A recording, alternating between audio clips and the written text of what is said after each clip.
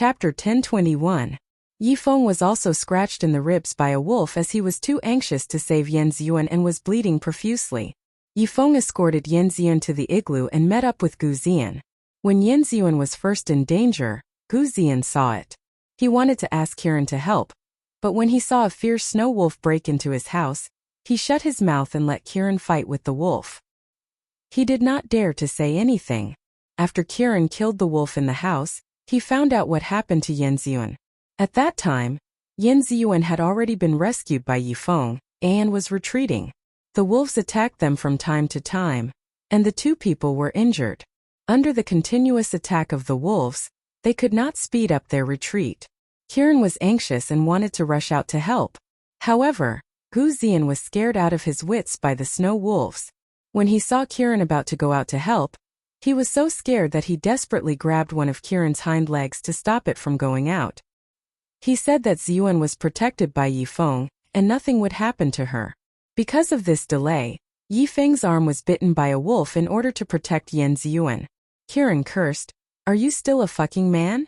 It kicked Gu Ziyan, who was hugging its leg, away and rushed out to help the two people. Because of Kiran's help, Yifeng and Yanziyuan finally arrived at the igloo. Because they came fast enough, Gu Ziyan was not bitten by the wolves that rushed in again. Yifeng and Little Qilin joined hands and killed all the wolves in the house. Little Qilin guarded the entrance of the igloo. Whenever a snow wolf rushed over, Little Qilin would get rid of it, so they didn't encounter any danger for the time being. The three people in the house were all injured. Gu Ziyan had a gentle demeanor at this time and pulled Yanziyuan over to apply medicine for her wounds. Yifeng was afraid that Yanziyuan's wounds would not heal easily, so he gave the bottle of medicine that Ningshuama gave him to Gu Ziyan and let him apply it for Yanziyuan. Yanziyuan's wounds were not small, and almost half of the bottle of medicine was used up. After Gu Ziyan bandaged Yanziyuan's wounds, he refused to return the bottle of medicine to Yifeng, saying that the rest of the medicine would be used to change the dressing for Ziyuan in the future. Then, he put the bottle of medicine into his arms and threw a bottle of ordinary medicine to Yifeng, asking him to heal himself. Yifeng was naturally afraid that Yanziyuan's wounds would relapse. He had always put her safety first, so he did not object and used the ordinary medicine to heal himself. Yanziyuan felt sorry. She felt that Gu Ziyan's behavior was a little embarrassing and she felt sorry for Yifeng. So she persisted in front of Gu Ziyan for once and asked Gu Ziyan to return that bottle of top-grade medicine to Yifeng. Gu Ziyan felt that he had lost face, so he couldn't help but say a few words in a sarcastic tone, which made Kiran quite angry when she heard it. He said, "Ziyan, it's a good thing that Brother Yi is no longer your hidden guard. Otherwise, it would be considered a dereliction of duty for a hidden guard to let his master suffer such a serious injury under the protection of a hidden guard. He would be punished by his master. And everything that belongs to a hidden guard should belong to his master, including the medicine and even his life. If Brother Yi was still your hidden guard, then it would be his duty to protect you like this and give you the best medicine. You don't have to feel bad about it. Of course, Brother Yi is no longer your hidden guard, but Brother Yi has always prioritized you. If you return the medicine to him, it'll seem like you're drawing a line between you and him. Brother Yi will be very sad." Chapter 1022. These words were said in a dignified manner, but they weren't. Yifeng glanced at Gu Ziyan. He couldn't be bothered to argue with him, so he didn't say anything. On the other hand, Kiran, who was blocking the entrance and killing the wolves, turned around and scolded, "Bullshit." Yanziyuan held back for a moment, then finally said, "Ziyan, Yifeng's identity is now my older brother, not a hidden guard. His injuries are so serious normal medicine can't stop his bleeding at all. You should return the medicine so that he can recover quickly. There are still so many wolves outside. They haven't retreated yet, so who knows what they're planning." This was the first time Yifeng heard her call him older brother. His heart trembled, and his fingers that were applying medicine trembled slightly. He didn't need to ask to know that Ningshuama must have told Yanziyuan about her past life. And Yanziyuan obviously trusted Ningshuama, so she naturally believed in that past life. Her words meant that she acknowledged him as her older brother. Ever since Yifeng left the Sun Moon sect and came to her side, Yanziyuan had been even more blunt with him. When he appeared in front of her, She once pointed at his nose and told him to scram. She said that he was the person she hated the most in her life, and the person she didn't want to see the most was also him. She said that if he really wanted her best, then he shouldn't appear in front of her again. Those words were extremely hurtful, and it also caused Yifeng to leave dejectedly. From then on, he really didn't appear in front of her again. It wasn't until her wedding that he appeared with Shunjuli and Ning Shuima. Until now. On the way here, Yan Ziyuan was still cold to him, obviously rejecting him. Even if Yifeng sat across from her, he still felt like there was a thorn in his back. This was the first time she had spoken up for him. It was also the first time she had called him her brother. Gu Ziyan's heart was in turmoil. Just as he was about to say that he was fine and that he would keep the medicine for her, Gu Ziyan spoke again. We are now hiding in this ice house. With Kiran guarding the door, they won't be able to get in. They won't be able to take advantage of us anymore, and will slowly disperse. We won't be in any danger anymore. Brother Yi can stay in the house and heal himself. There's no need to waste such a good medicine. Don't you agree, Brother Yi? When he was safe, he was very eloquent. Even he himself felt that what he said was the truth, so he became more and more confident. Although Yifeng had willingly given the medicine to Yan Ziyuan, he still felt uncomfortable when he heard Gu Ziyan's words. He coldly glanced at Gu Ziyan, thinking that this person's character was so low. What if Ziyuan still loved him after the twin life curse was broken? Wouldn't he be wronged for the rest of his life? Yan Ziyuan also faintly felt that the person she loved was not right in terms of character, which made her feel slightly disappointed. After going through such a series of crises, the disgust she had for Yifeng in her bones was gradually disappearing. Her gaze could not help but linger on his body. She was quite disapproving of Gu Ziyan's words. Just as she was about to say something, she suddenly heard a loud bang and the ice house shook. Everyone looked out in surprise and found that the pack of wolves had scattered around the ice house. They were no longer blindly rushing in from the door. They were actually using their bodies to desperately hit their ice house. Because the ice house was mainly used to keep out the cold, it was not particularly sturdy. After being hit by the pack of wolves for dozens of times, it showed signs of collapsing. Chapter 1023. Once the igloo collapsed, these people would once again be exposed to the wolves. Yifeng would be fine, but Yan Ziyuan and Gu Ziyan would most likely lose their lives. Gu Ziyan's face turned pale with fright. At this time, he no longer cared about hogging the medicine. He finally returned it to Yifeng and said earnestly, Brother Yizun is right. This medicine belongs to Brother Yi, so it's better for you to use it yourself. Brother Yi, hurry up and get better. These wolves suddenly changed their tactics. It must be the wolf king among them who is playing tricks. Brother Yi, try to kill the alpha wolf. Without a leader, the wolves will naturally retreat. Although his character was not good, his last sentence was still very reasonable. Yifeng naturally understood this. He was looking for the alpha wolf just now. After Gu Ziyan finished speaking, Yifeng did not respond, nor did he refuse. He applied the medicine on himself. He meditated for a moment to recover his strength. Before his wound was completely healed, he rushed out again. He left Kiran at the entrance of the igloo to protect the two people in the room. Yifeng's kung fu was extremely powerful.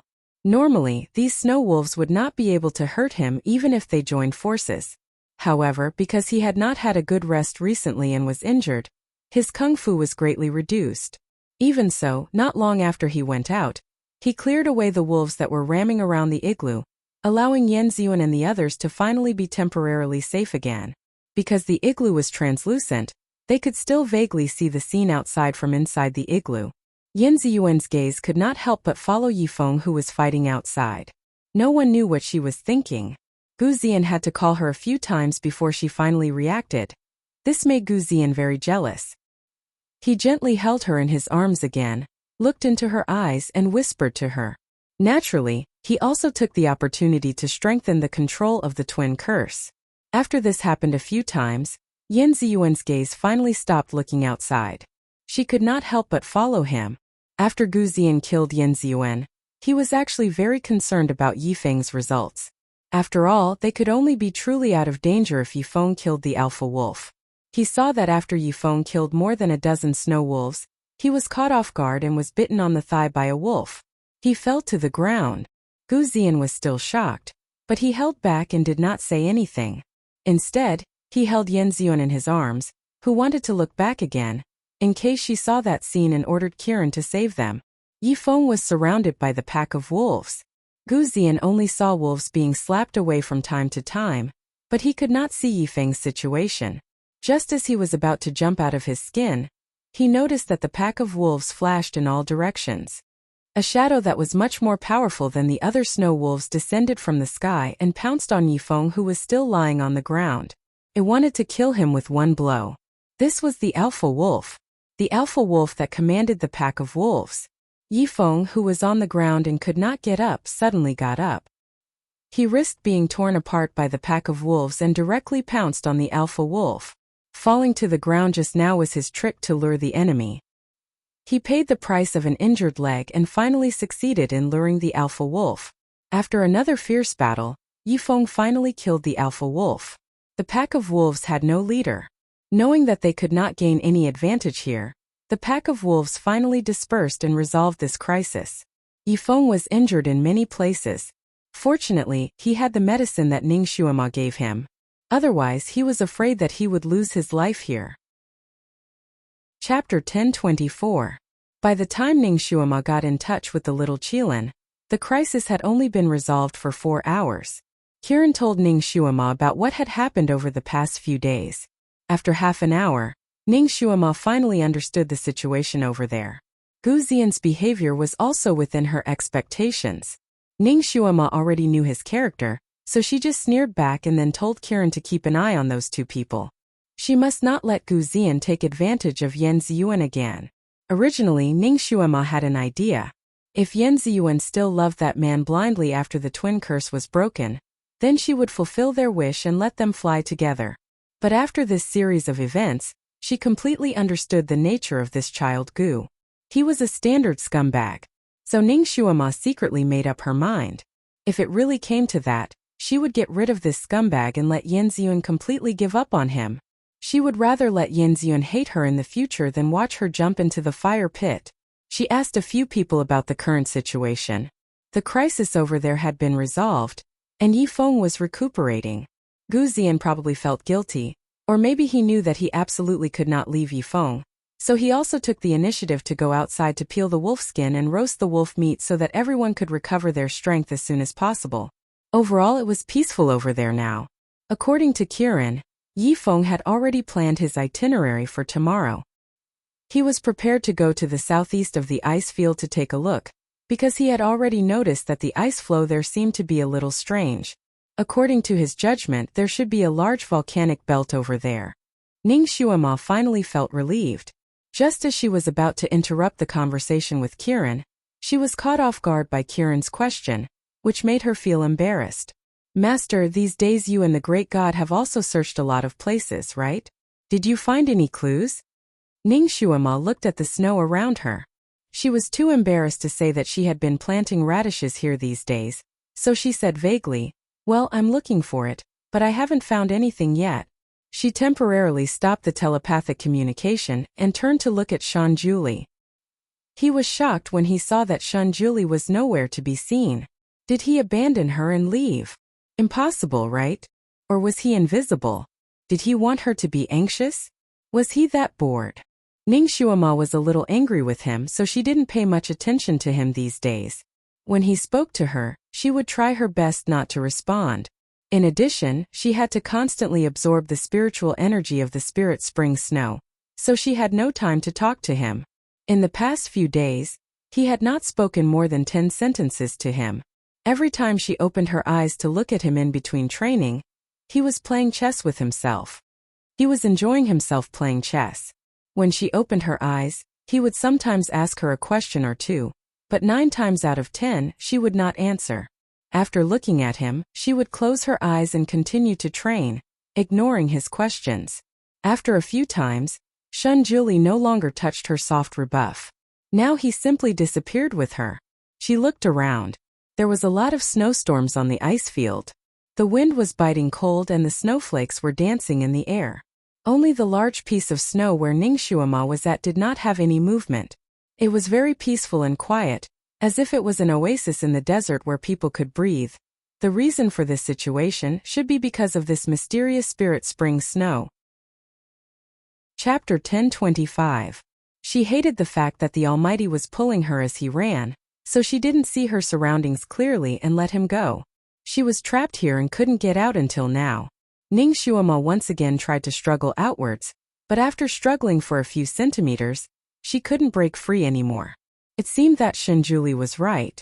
She had to suck up all the spiritual energy in the spirit spring snow to get out. She closed her eyes and was about to circulate her energy again when she suddenly heard heavy footsteps from afar, as if a small mountain was moving towards her at high speed. Her heart jumped and she quickly opened her eyes. Looking in the direction of the sound, her expression changed. A snow bear. A super snow bear that was twice as big as the one Yifeng killed on Ice Island a few days ago was running towards her like a moving small mountain. Its running speed was not slow. Perhaps it was trying to avoid the ice and snow, or perhaps it smelled Ning Xuema's scent and decided to treat her as its next meal. Therefore, it directly ran towards Ning Xuema's direction. Such a heavy body, but it ran as if it was flying in the snow. In the blink of an eye, it was already at the edge of the snow. Its silver fur was like satin, and its pair of eyes were like blood-red lanterns. It stared fixedly at Ning Xuema, who was trapped there. Suddenly, it raised its head and let out a long roar. Its two claws opened wide as its body leaped up, gliding several li in the air. It was like a bear mountain as it came crashing down on Ning Xuema. Damn it! This stupid bear knew how to glide in the air. Now that Ning Xuema was planted here, she had nowhere to hide. She could only watch helplessly as that guy pounced on her. Damn it, if she was hit by this bear, wouldn't she become a meat patty? Maybe it misjudged the direction, but the big white bear missed and fell about 10 meters away from Ning Xuema. Half of its body was buried in the snow, and then it couldn't move anymore. The big white bear didn't get what it wanted to eat, but it was very angry that it was trapped here. It was obviously a hot-tempered creature, as its roars resounded throughout the entire snowfield. It stared at Ning Xuema and struggled with all its might, but it couldn't move. It waved its two bear claws at Ning Xuema, and the wind it created blew Ning Xuema's hair into a mess. Its imposing manner was extremely shocking.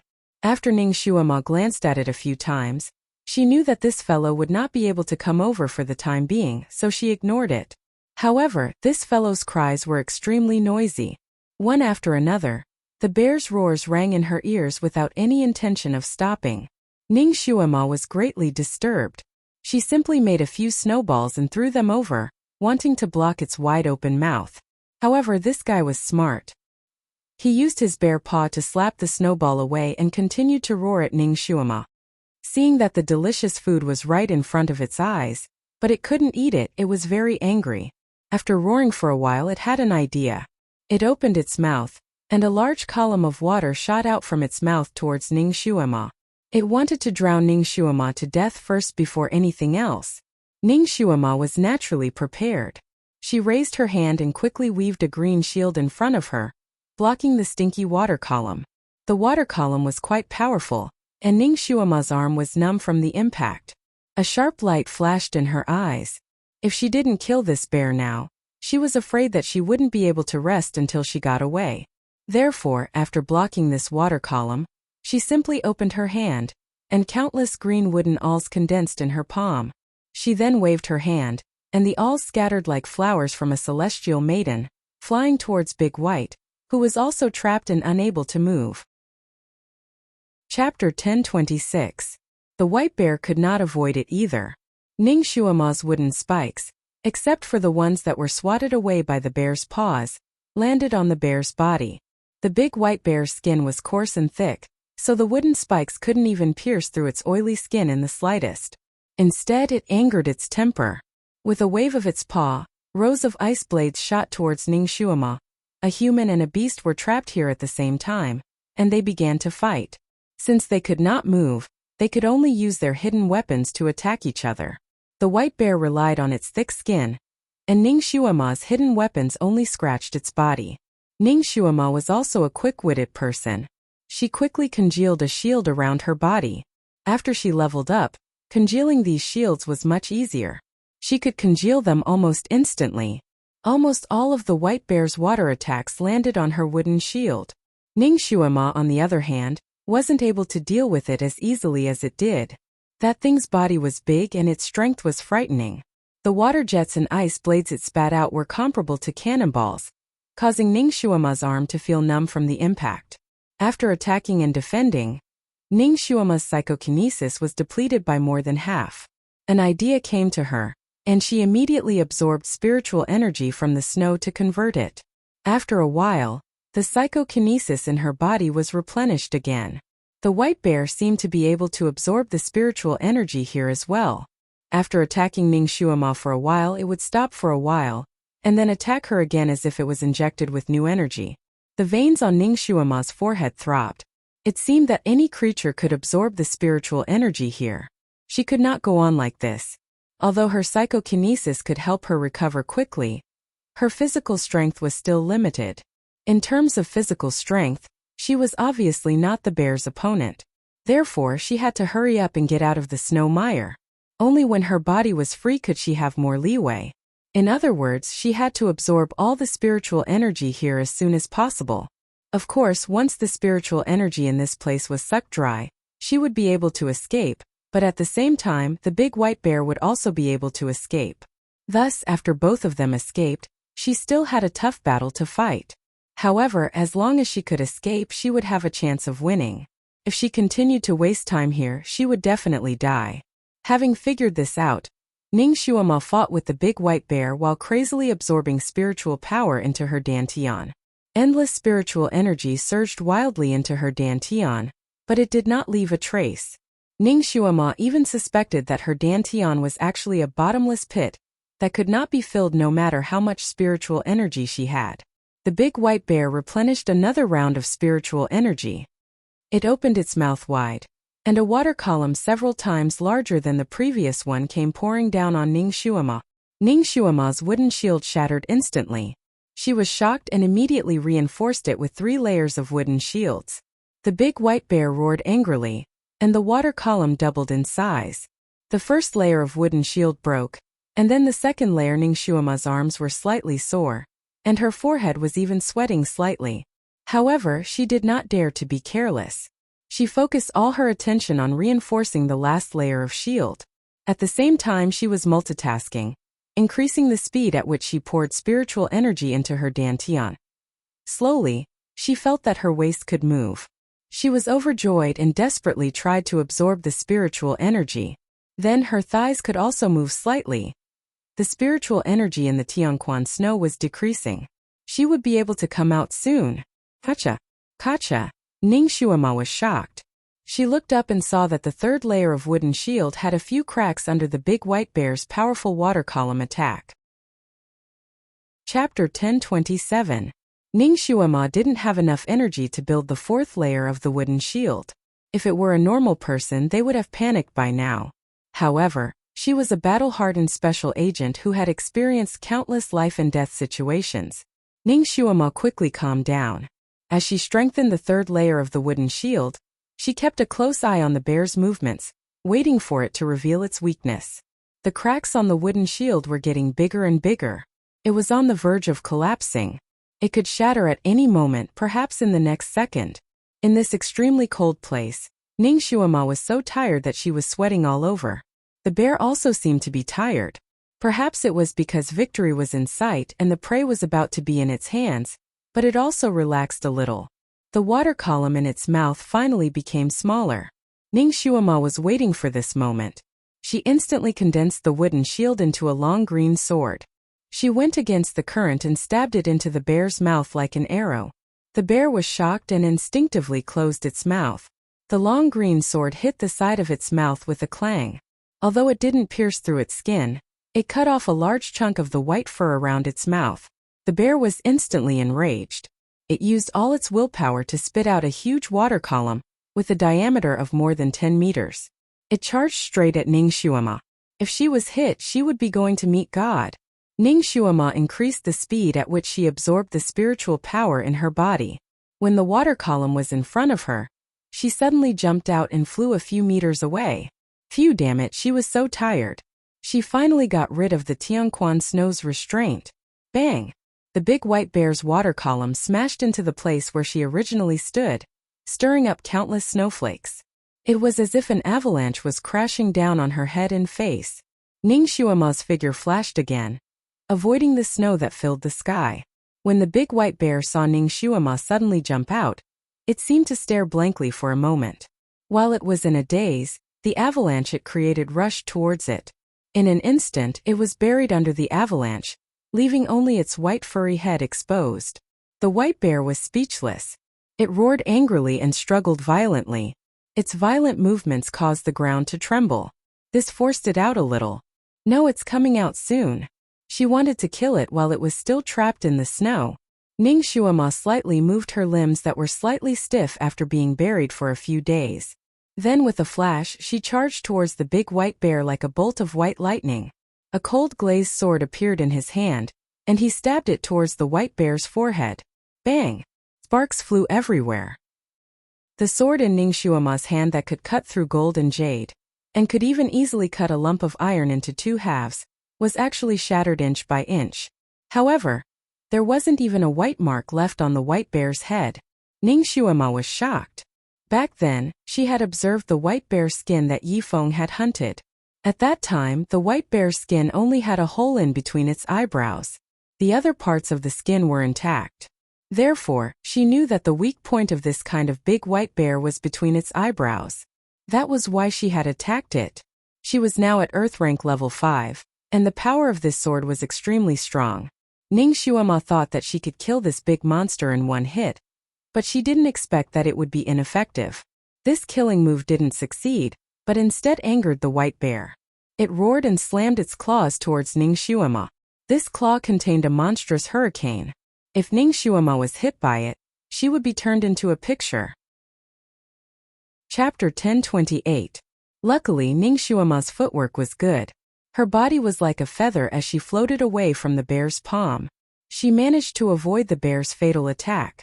She flipped in the air and landed on the ground. When she looked at the bear again, her heart sank. The big white bear's mountain-like body had already pulled itself out of the snow. At this moment, it was glaring fiercely at Ning Xuema with its basketball-sized red eyes. The white breath coming out of its nostrils caused the snow on the ground to dance wildly. It was so big. How was it a white bear? It was obviously a mountain god. Ning Xuema stood in front of it like a ping-pong ball in front of a huge snowball.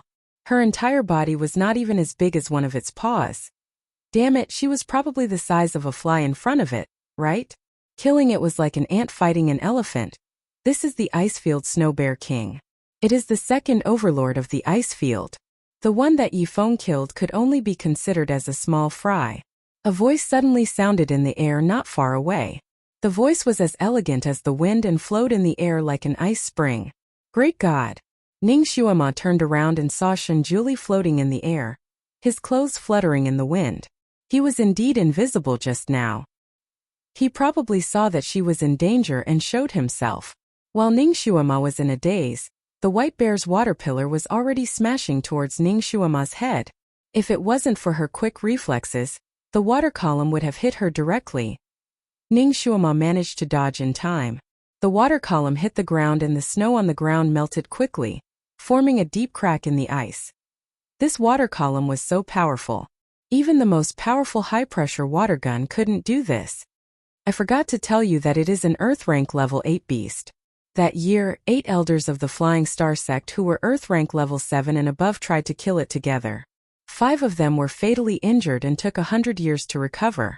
However, their skills were all crippled. This bear is listed as one of the most dangerous beasts in the entire continent. Shenjuli continued to teach her about the bear. Ning Xuema's lips twitched. 8 Earth rank level 7 elders couldn't even win against this thing. She, who had just reached Earth rank level 5, would be no match for it.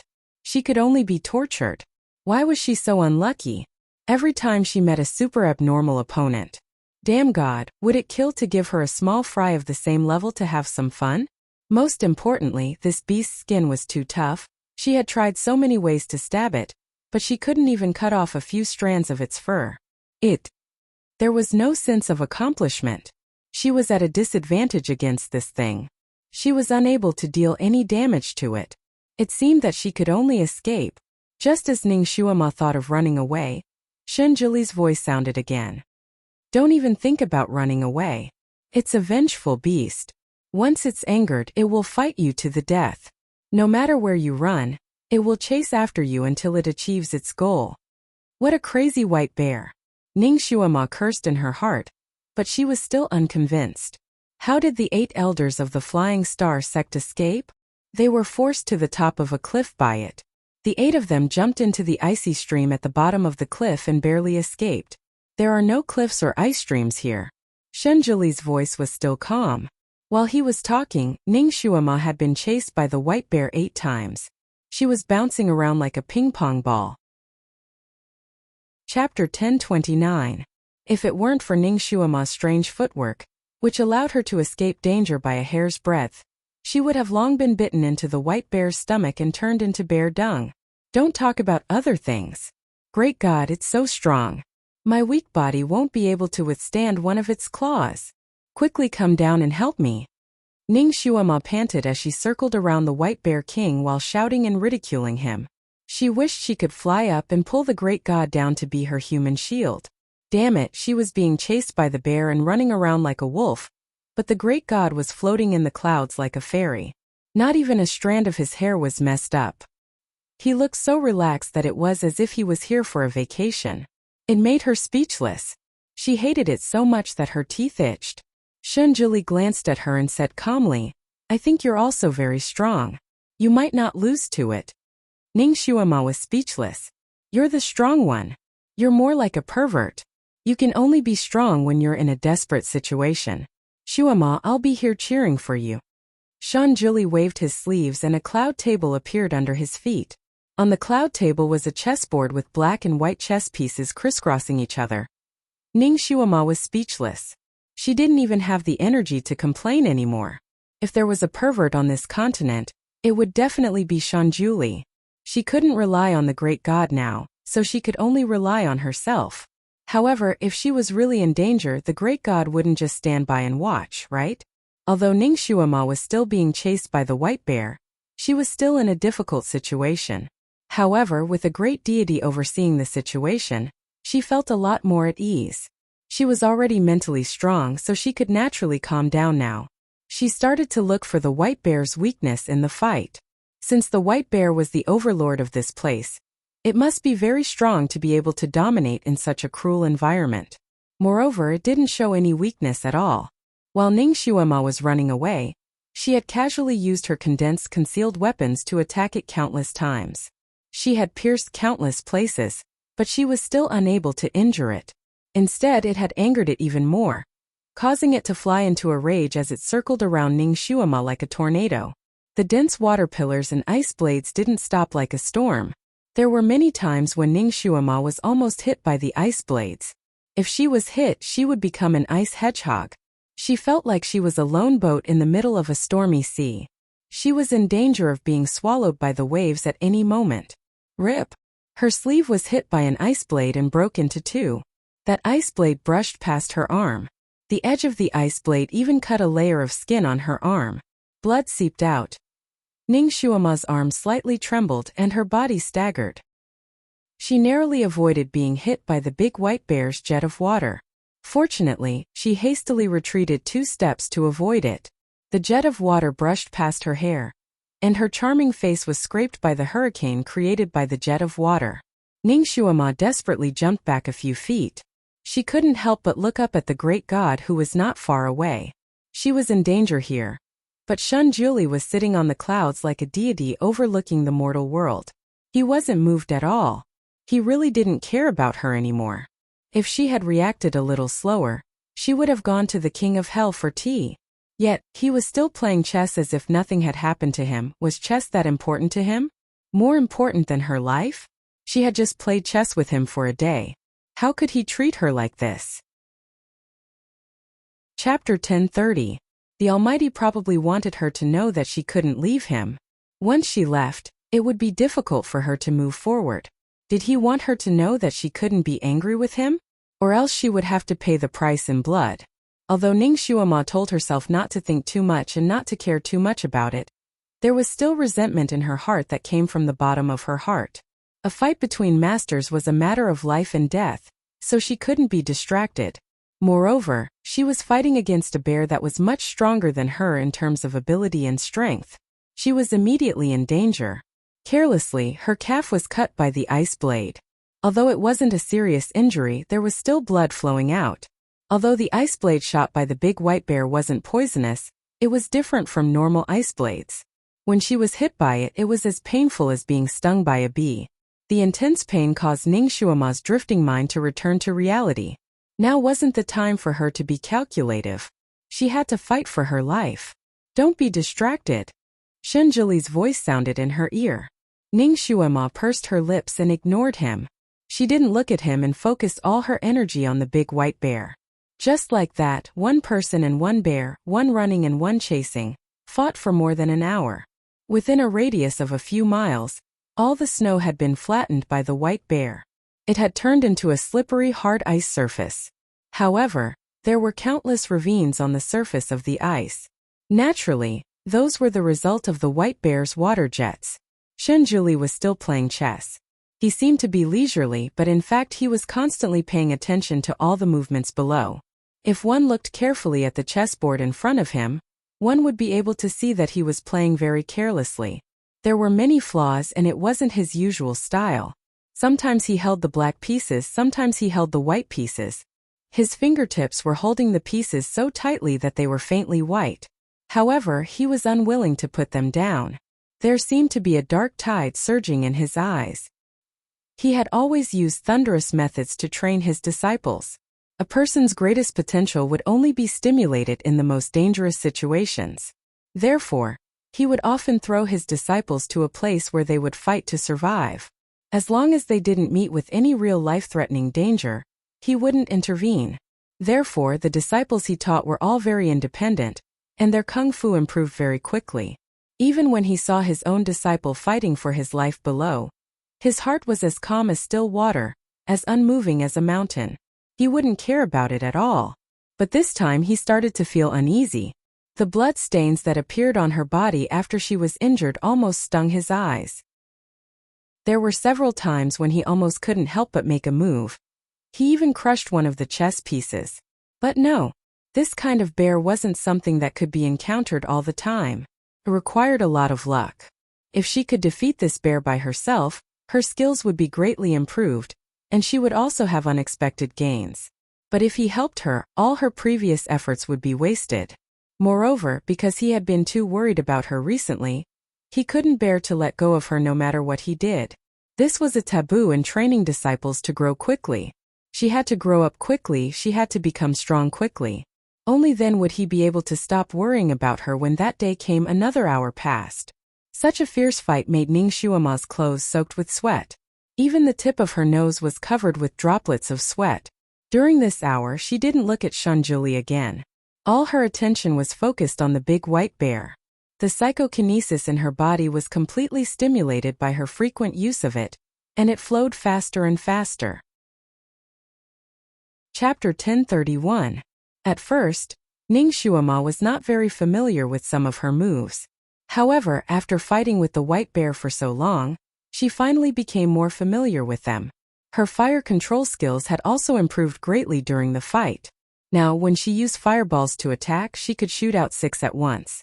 Each fireball was the size of a small round table, and they surrounded the white bear from all directions. Although the white bear's water was the nemesis of fire, it could not withstand the number of fireballs that Ning Xuema shot out. Moreover, the angle of attack was very strange, so the white bear could not guard against it. It slapped with its claws, poured water, whipped its tail, and jumped up to dodge. It used all kinds of tricks, and only then did it manage to dodge the fireballs. At this moment, Ning Xuema's heart skipped a beat. When she used her wooden awl and wooden sword, the white bear did not even try to dodge. However, it seemed to be busy with the fireballs that she shot at it. It was actually afraid of fire? Ning Xuema was very good at finding the opponent's weakness in battle. Once she found the weakness, she would kill it. Therefore, she quickly adjusted her fighting style. She used the fire element to attack and the wood element to defend. This was a truly dangerous fight. Although there was a great disparity in strength, Because of Ning Xuema's numerous tricks and rich battle experience, she did not fall into a disadvantageous position. Her fireballs became more and more condensed, and the power of her fireballs became stronger. Finally, one of them hit the white bear's chest. Although it did not cause any substantial damage, it still burned a large part of its fur. The white bear was a male. It relied on its smooth, satin-like fur to attract the opposite sex. It was a very vain creature. Usually, it was very narcissistic about its white fur. When it had nothing to do, it would let the female bear it like smooth its fur. The female bear would be very careful when smoothing its fur, because once a few strands were smoothed, it would fly into a rage and slap the female bear away. This showed how much it cared about its white fur. Now, its incomparably precious white fur was burned by this little woman who was not even a pellet in its eyes. It was bald. Its chest hair was bald. The big white bear was enraged. The hair on its body stood up like sharp needles, and it let out an earth-shattering roar. Its claws danced wildly, and a large iceberg quickly formed above its head. With a wave of its large claws, the large iceberg flew towards Ning Xuema. At this time it didn't want to catch her and eat her. Instead it wanted to smash her into a meat patty, slap him into a pulp, in order to take revenge for this grudge. Boom! The iceberg slammed into the ground, causing the ice shards on the ground to dance wildly. That little human who dared to burn its fur must have been slapped to death, right? It was impossible for her to dodge such a huge iceberg. This was his ultimate move. Back then he had used this move to kill a snow eagle flood dragon that was opposing their bear clan. The entire bear clan took delight in talking about this. Even such a powerful snow eagle flood dragon was unable to dodge its iceberg, so it was even more impossible for that little person to dodge. The big white bear was still confident. Therefore, after the ice shards fell from the sky, it scanned the surroundings with its blood-red eyes. Sure enough, it did not find any trace of the little person. She must have been smashed to death. The big white bear proudly looked up to the sky and roared. It raised its claws and wanted to push the iceberg aside, wanting to pick up some meat paste for its meal. Whoosh! Suddenly there was the sound of a gust of wind behind its head. Before it could react, a fireball hit the back of its head. Chapter 1032. The power of the fireball was so great that the mountain-like big white bear staggered. It rushed forward a few steps, only to feel a burning sensation on the back of its head, and its mind was in a daze. It subconsciously stretched out its paw to scratch the back of its head. Bald! Bald again! The big white bear's vision darkened, almost fainting from anger. It turned around to look for the culprit, Ning Xuema, but it only saw a white shadow sweep across its head, and its head was also kicked by the other party. This is simply unbearable. Its honorable head had been stepped on by someone again. The big white bear's half-bald head was so angry that it was about to go crazy. It spread its paws and desperately chased after Ning Xuema's shadow. It used all its strength, ice blades, icebergs, water columns, all its special skills, fiercely attacking Ning Xuema. But this time it strangely discovered that the other party had transformed from 1 to 4, then from 4 to 8, and finally from 16. 16 Ning Xuema simultaneously attacked it, making it impossible to defend. Ning Xuema used the shadow clone technique. She was now very proficient in using this technique, especially after her psychokinesis was upgraded, from the original maximum of 8 to 16 originally. After her shadow clone was destroyed, she had to fight for a long time before she could use it again. But now she was forced to unleash her greatest potential. Every time the big white bear destroyed one, she would immediately create a second one to replace it. So it was always 16 Ning Xuema that surrounded and attacked it. The big white bear was in a rage. It couldn't tell which one was real and which one was fake. But it was also smart. After the initial anger and helplessness, it also thought of a way to distinguish the other party's real body.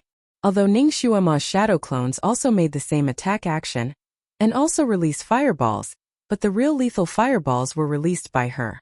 The big white bear paid the price of losing another 2 strands of fur. It finally recognized Ning Xuema's real body and attacked it crazily. Ning Xuema had no choice but to quickly change positions with her doppelganger. After 3 or 4 rounds, the white bear was once again in a daze. Shunjuli had been watching from the cloud.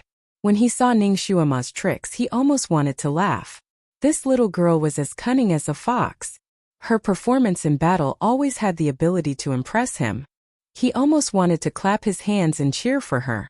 He rarely appreciated a person, but now Ning Xuema made him look at her in a new light.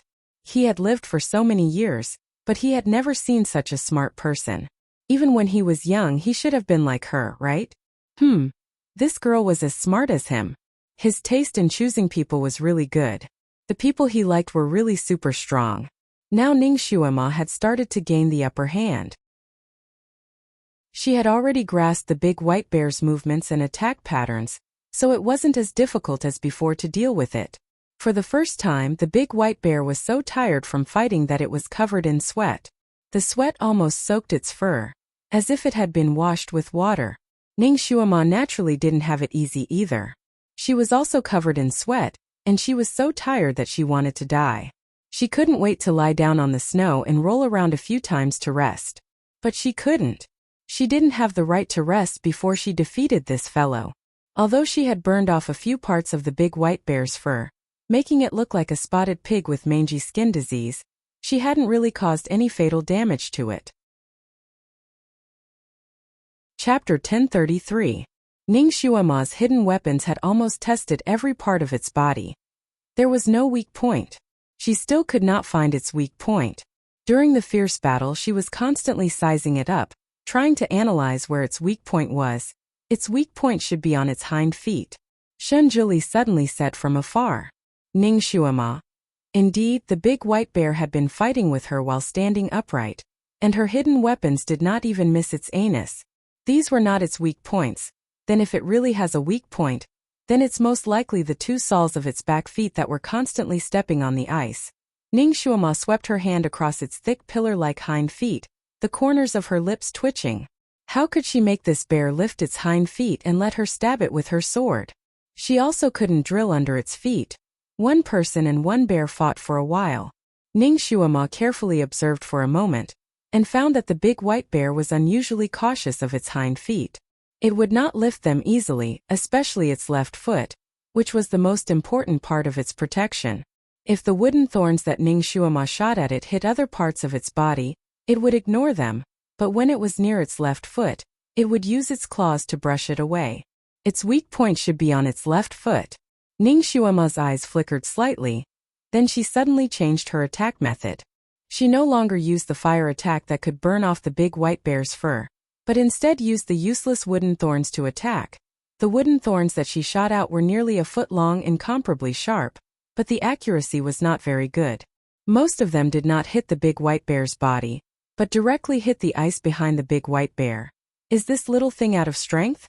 It's so inaccurate. Even if it stood there and let her shoot, she could only hit it a few times. Ha ha ha. This little thing's body is small.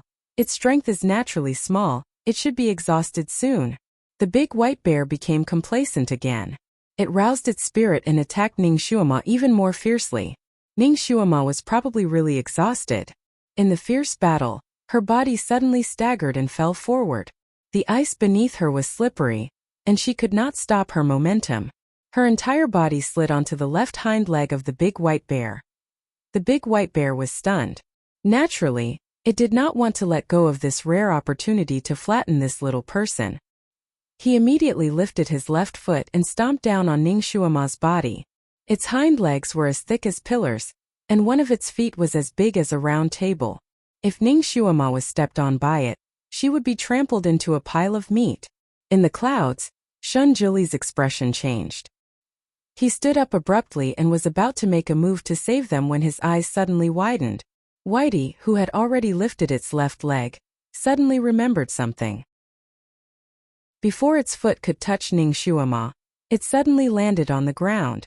Its action was a little too hasty, and the huge inertia caused its body to shake violently, and it took another 2 or 3 steps back. Pooh!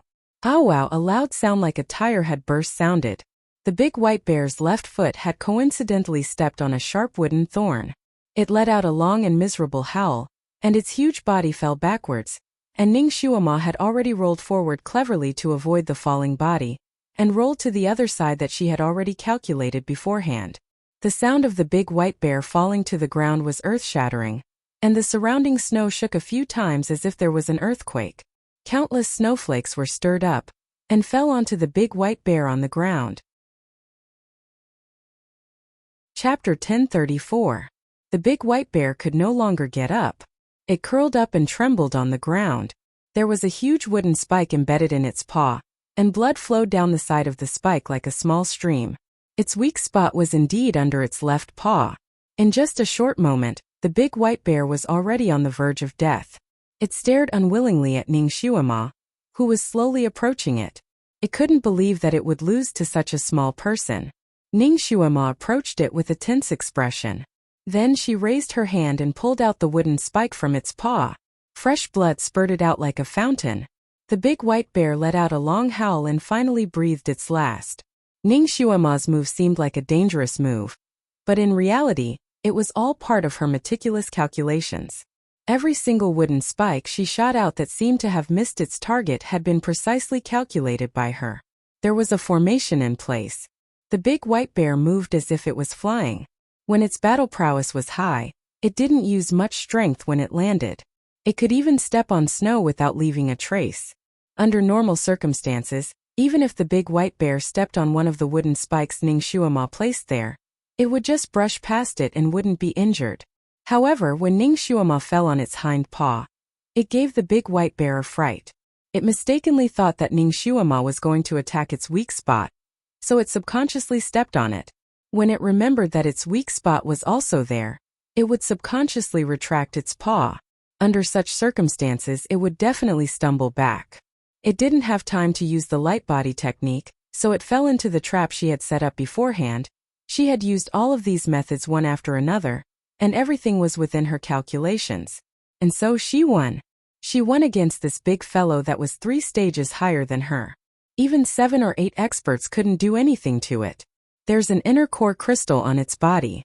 Dig it out and use it. Shenjuli's voice rang out from behind Ningxuama. He even praised her, well done. Ningxuama didn't turn around. She had read many books about exotic beasts, so she naturally knew where the inner core of this kind of bear was located. After the bear's Achilles heel was pierced, the originally pliable and tough skin that could not be pierced by any sword became much easier to cut. Ningxuama quickly found a large section of dark blue crystal on its body. This was the first time she had seen such a pure crystal pillar. It was as if there were water ripples flowing on top of it. It was exceptionally beautiful. Retrieving the crystal pillar was not easy, and she was extremely tired. So after retrieving it, she hugged the crystal pillar and sat on the ground, not wanting to move at all. Absorb the psyche power on this crystal pillar with the art of rejuvenation. Shenjuli's voice sounded again.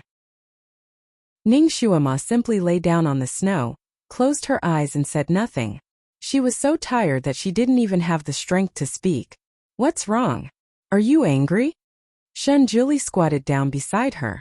Ningxuama still didn't open her mouth, and she didn't have any intention of opening her eyes. This bear is a spiritual creature born from heaven and earth. It has already cultivated for thousands of years. It is the only beast with the strongest water spiritual root in the world. The psyche water crystal pillar in its body is different from others. It has a directional attribute. In a fight, it will take the initiative to face the strongest attacker. If it is killed, this crystal pillar can only be used by the strongest opponent. If I make a move, you will have no fate with this high-quality water spiritual root. So unless it was absolutely necessary, he couldn't make a move. Otherwise, Ningxuama wouldn't be able to obtain this water psyche crystal. Chapter 1035. After you get this item, the sooner you absorb it, the purer it will be and the more effective it will be. After 10 hours, half of the effect will disappear. Water is wood, it will be very beneficial for your wood psychokinesis. Shenjuli explained to her and pulled her up. Be good. Absorb it while it is still fresh. It turned out that he had been watching from the side without making a move for her own good. He wanted her to get this crystal. Half of the gloominess in Ningxuama's heart dissipated. However, understanding was one thing and feeling was another. Thinking about how the Almighty was playing chess leisurely by the side when she was fighting for her life, she felt angry. He seemed to be more anxious about the progress of her practice than she was. as if he wanted to make her a peerless master. He was obviously pursuing her, but he was evasive about the marriage. It was as if he was avoiding something. What was he planning to do? Ning Xuema boasted that she understood human nature the best, and could read people's minds the best. But she really could not see through him. She was angry, but she would not make things difficult for herself. She did not want to waste a single bit of the psychokinesis in the crystal pillar. She was about to absorb the water psychokinesis in the crystal pillar according to the method he told her. Suddenly, Kiran's voice sounded in her mind. Master, master, where are you? Its voice sounded a little out of breath, as if it was breathing unsteadily. Ning Xuema's heart sank a little.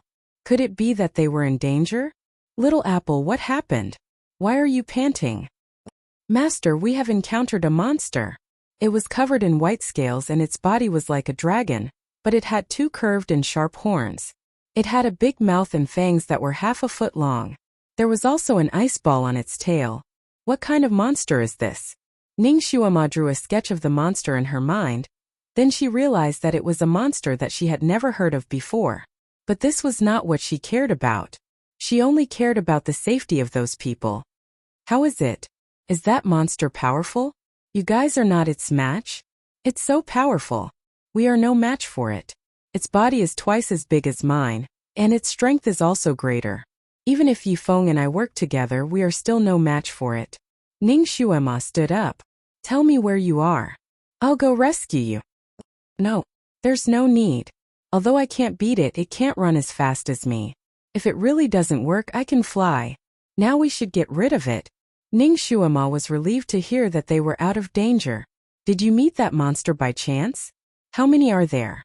Oh my God, one of them almost broke his leg from running. If a few of them come, I'm afraid I'll die. So there was only one. Ning Xuema was even more relieved. Where did that monster come from? How did you provoke it? Ning Xuema wanted to understand the habits of this monster. But her question immediately ignited Kiran's negative emotions. It seemed that it had been holding back for a long time, and now it immediately complained to Ning Xuema. It's all that idiot Guzian's fault. He found a large egg at the bottom of an ice slope. Yifeng said that the egg looked ominous and couldn't be eaten. But Guzian laughed at Yifeng because he didn't even dare to eat an egg. He broke the egg on the spot, saying that the egg was nutritious and could replenish one's strength if eaten raw. In the end, when the egg was broken, it attracted the mother of the egg. It was that big monster. It flew into a rage and chased after us to bite us. If I hadn't run fast enough, we would have been finished this time. Chapter 1036. In such a snowfield, a young master like Gu Zian, who had not experienced any great storms, was just a burden. He could not accomplish anything, but he was good at spoiling things. It made people speechless.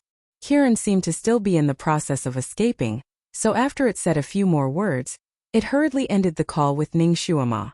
In fact, Kiran was indeed still running for its life. It was like a bolt of blue lightning, flying across the vast white snowfield. The sled behind them was almost flying. It had barely touched the ground, and the wind mixed with the snow made their cheeks hurt. A huge monster that looked like a dinosaur and was covered in white scales was chasing after them. The monster's speed was so fast that it was almost on par with the little Qilin. When Gu Zian turned around, he saw the monster staring at him with its lantern-sized eyes. It was glowing with an ominous glint. Its huge mouth opened and roared from time to time. Gu Zian could almost see its huge sharp teeth with a few strands of flesh hanging from them.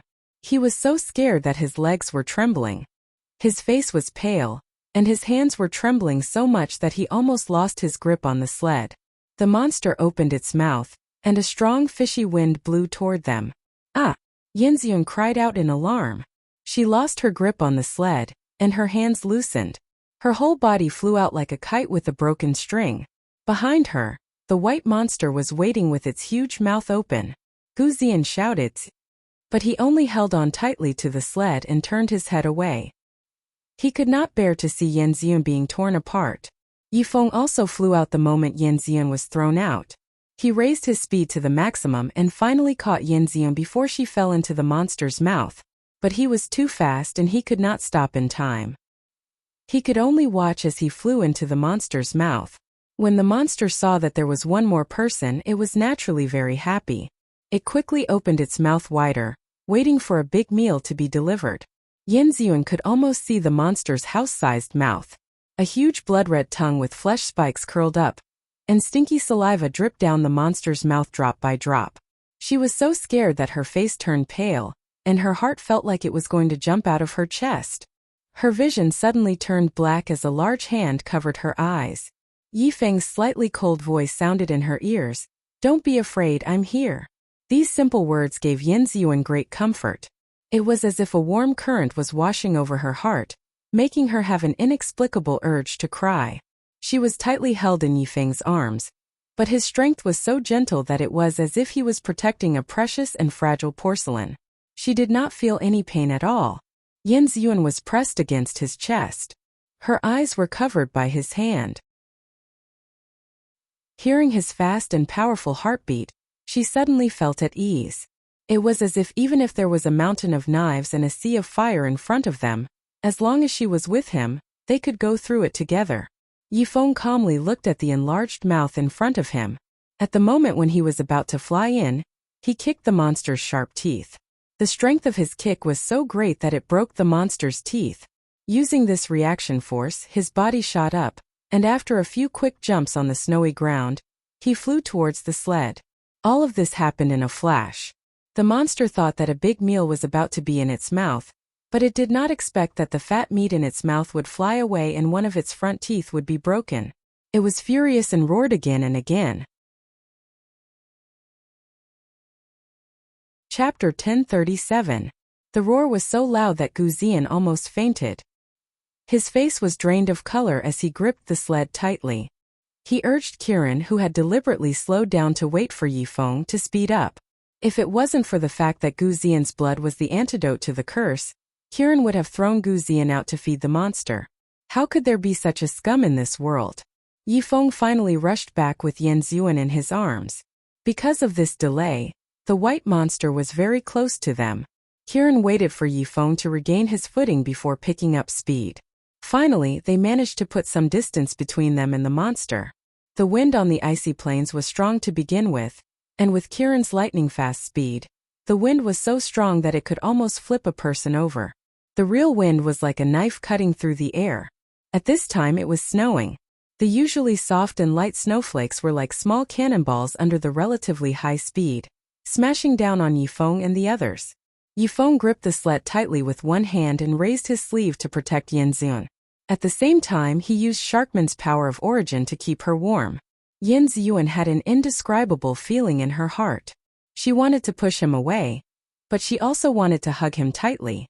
This feeling was sweet and sour at the same time. It made her slightly absent-minded. The person in front of her who was hugging her was very warm.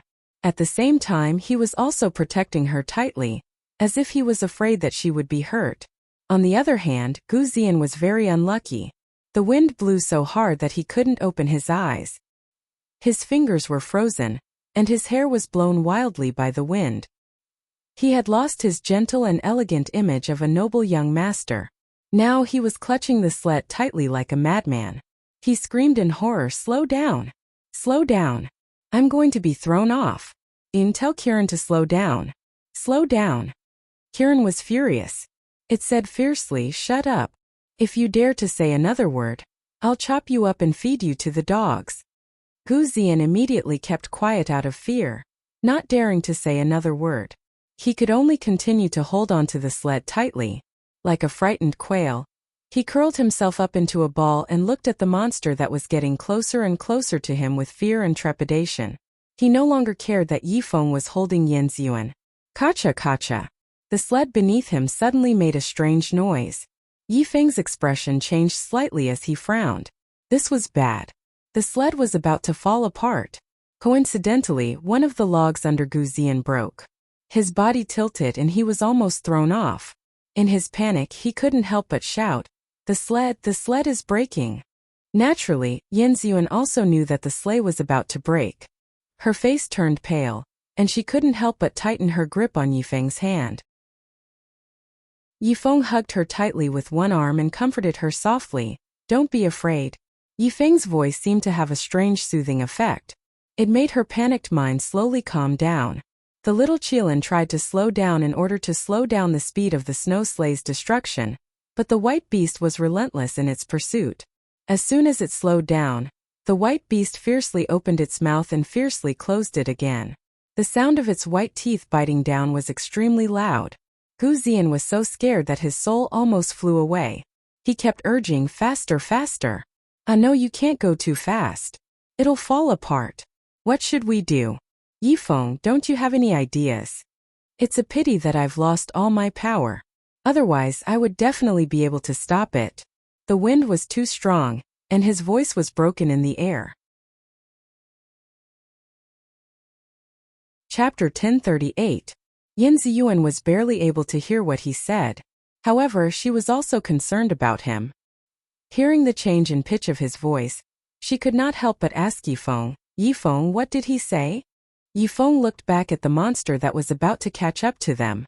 Then he looked at Yin Ziyuan, who was in his arms.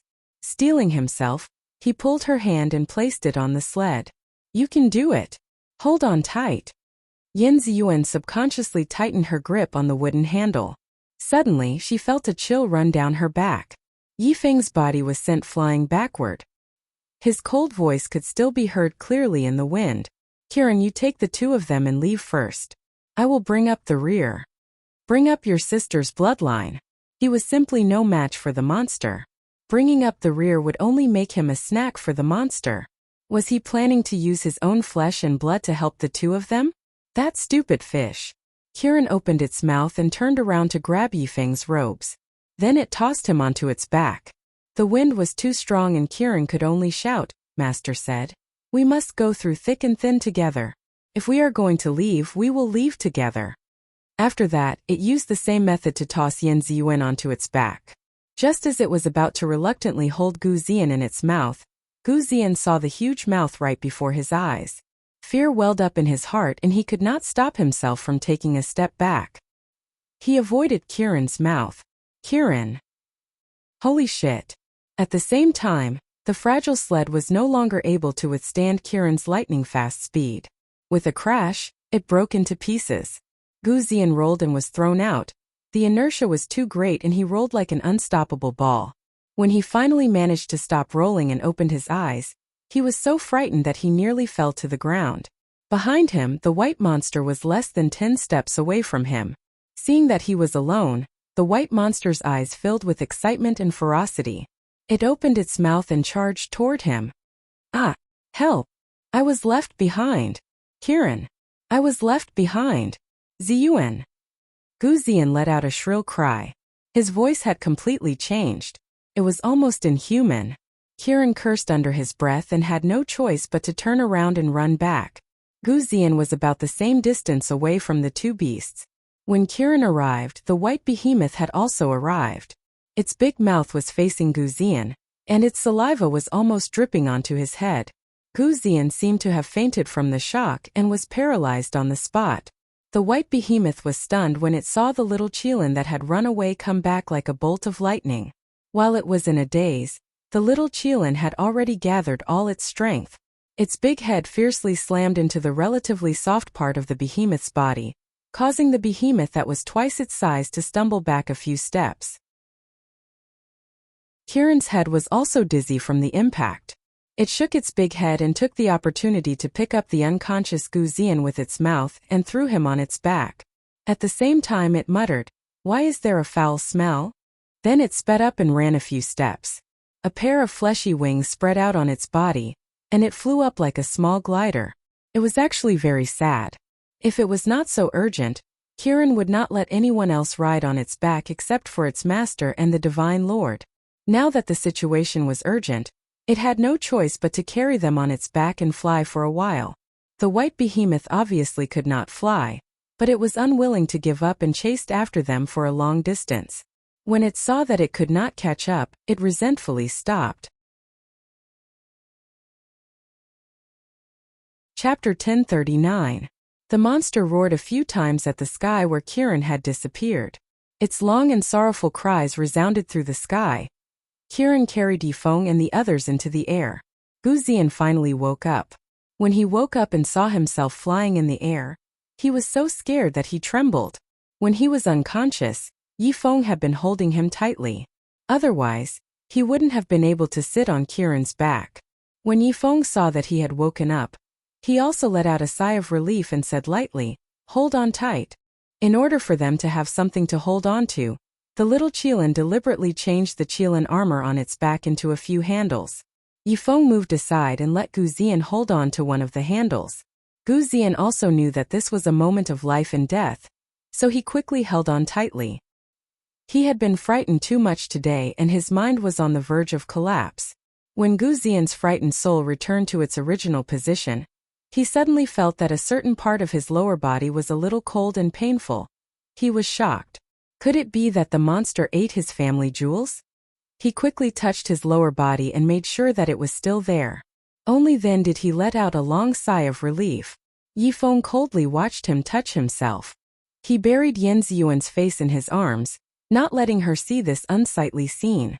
Gu Ziyan's touch was completely subconscious. When he realized how embarrassing it was to do it, he had already finished touching himself. Even if Gu Ziyan's skin was as thick as a city wall, his handsome face couldn't help but turn red at this moment. He was embarrassed in front of his love rival. Not only did he touch himself, he was also so scared that he wet his pants. If those two people knew about this, then he, Gu Ziyan, would really find a hole to hide in. However, Kiran's back was wide enough and he was sitting behind Yifeng and the others. They shouldn't be able to smell it, right? Gu Ziyan could only clamp his legs together and pretend that nothing had happened. He adjusted his wolf fur robe to make himself look more natural. He wanted to change the topic to end this awkward situation. He cleared his throat and said, "Zinyu." Before he could finish his sentence, Kiran interrupted, "Gu Ziyan, why is your butt so wet? Damn it! Did you pee your pants just now?" Gu Ziyan was speechless. His face turned even redder as he tried to defend himself. "No, of course not. It's snow water. Just now there must have been snow stuck to my body, so..." "Fuck. Who are you trying to fool? Snow water smelled like urine? Don't try to fool me." Kiran bluntly exposed him. Gu Ziyan. He couldn't find the words to refute her. On the other side, Kiran bluntly scolded him.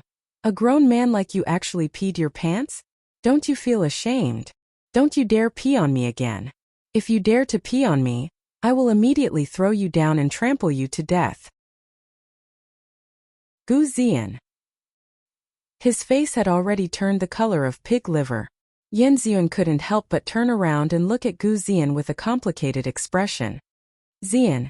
Kiran was still complaining, but Gu Ziyan couldn't hear her at all. His mind was filled with the words, embarrassing. Not only did his beloved find out about this embarrassing incident, but his love rival also saw it as a joke. He originally wanted to call Yanziyuan over so that she wouldn't be with Yifeng. Now that Kiran had exposed the fact that he had peed his pants, he wanted to find a hole to hide in. He was too ashamed to call Yanziyuan over. Chapter 1040. Yifeng did not look back at all. It had nothing to do with him whether that person peed in his pants or not. The wind was biting cold. No matter who it was, opening their mouth would result in a stomach full of wind. The little Qilin was flying too fast, so Yanziyuan didn't dare to move carelessly on its back. She wanted to ask about Gu Ziyan's situation, but after being hit by the wind several times, she finally gave up. Kiran did not fly for a long time in the air. Yanziyuan and Gu Ziyan's psychokinesis was either weak or non-existent, so they could not withstand the strong wind in the air. The two of them could not withstand a long flight, so Kiran flew for less than half an hour before Gu Ziyan painfully shouted for it to stop. Kiran laughed at him for a while, then slowly descended when it saw that the white monster was no longer there. During this time, Yanziyuan had been very quiet, staying beside Yifeng. No one knew what she was thinking. Yifeng had been protecting her, slowing down the wind for her. He lowered his eyes and looked at Yanziyuan, who was sitting quietly beside him with her head lowered. Suddenly, he felt a little warm in his heart. She was now willing to sit beside him and let him shelter her from the wind and rain. This was like a dream. The pain in his heart for the past few days was like the ice and snow of early spring slowly melting away. His empty and frozen heart was filled at this moment. It was warmed and gradually became alive. Again and again it beat vigorously. Although the conditions were bad, and they were still running for their lives, Yifeng felt satisfied. He hoped that time would stop at this moment, and she would be by his side safely, relying on him wholeheartedly. Under his wings she would be happy and worry-free for the rest of her life. If this is a dream, please let me wake up later. The little Qilin slowly landed in an open space. It shook the scales on its body and felt that it was scum after flying with Gu Zian on this journey. If it weren't for the fact that they couldn't leave it, it would have dived into the sea to wash itself. It was a Kirin that loved cleanliness. After Yifeng landed safely with Yan Ziyuan in his arms, he subconsciously hugged her to protect her. Gu Zian rolled and crawled down from the little Qilin's back. He staggered and stood firm on the ground. After seeing Yifeng's action towards Yan Ziyuan, the fire in his heart flared up. In a flash, he felt as if his hat had been cuckolded by a lot. He resisted the urge to get angry and squeezed out a gentle and handsome smile. Ziyuan, come here. Why do you always stay with other men? Yan Ziyuan was stunned and hesitated for a moment. She looked at him and then looked at Yifeng. Her clear eyes flashed with some confusion, and her feet moved slightly towards him. Gu Zian's heart skipped a beat. He had a feeling that Yan Ziyuan was going to be out of his control again. He immediately cast a spell secretly and strengthened the control of the double life spell. He looked at Yan Ziyuan with tenderness that almost turned into tears. Ziyuan, come here. Let me see if you're hurt. Come to my side. Yan Ziyuan's eyes flashed with pain and confusion. In the end, she finally fell in love with Gu Zian. She broke free from Yifeng's hand and walked towards Gu Zian. She said with concern, Zian, how are you? But she couldn't help but look at Yifeng. Gu Zian took the opportunity to hold Yan Ziyuan's hand and looked at her affectionately. Ziyuan, as long as you're okay, I'm alive for you. At the same time, he strengthened the power of the double life spell again. Chapter 1041. Yan Ziyuan's gaze finally lingered on him, and no longer looked at anyone else. Yifeng lowered his eyes and looked at his hand. Her body heat still lingered on it, but she had already turned her back to him and walked step by step towards another man. He could only stand there stiffly. There was no reason for him to persuade her to stay. She didn't look back either. She walked to Gu Zian's side and was pulled into his arms. She snuggled up to him and asked about his well-being. From the beginning to the end, she didn't turn back to look at Yifeng. Yifeng's numb heart seemed to ache again. He closed his eyes slightly and calmed the undercurrent in his heart. He woke up from his dream so soon. Perhaps their fate had to end here. After all, now was not the time to sort out his chaotic emotions. Yifeng calmed down in a moment. He temporarily put his heartache aside and used the method Ning Shuama taught him to find the ice flame flower. He began to slowly search for traces to determine which direction they should go. Previously they were chased like pigs and wolves, and now they didn't even know where they were. Yifeng was naturally the soul of this team. Only after he determined which direction to go, could Kirin escort them. This was a forest of ice towers.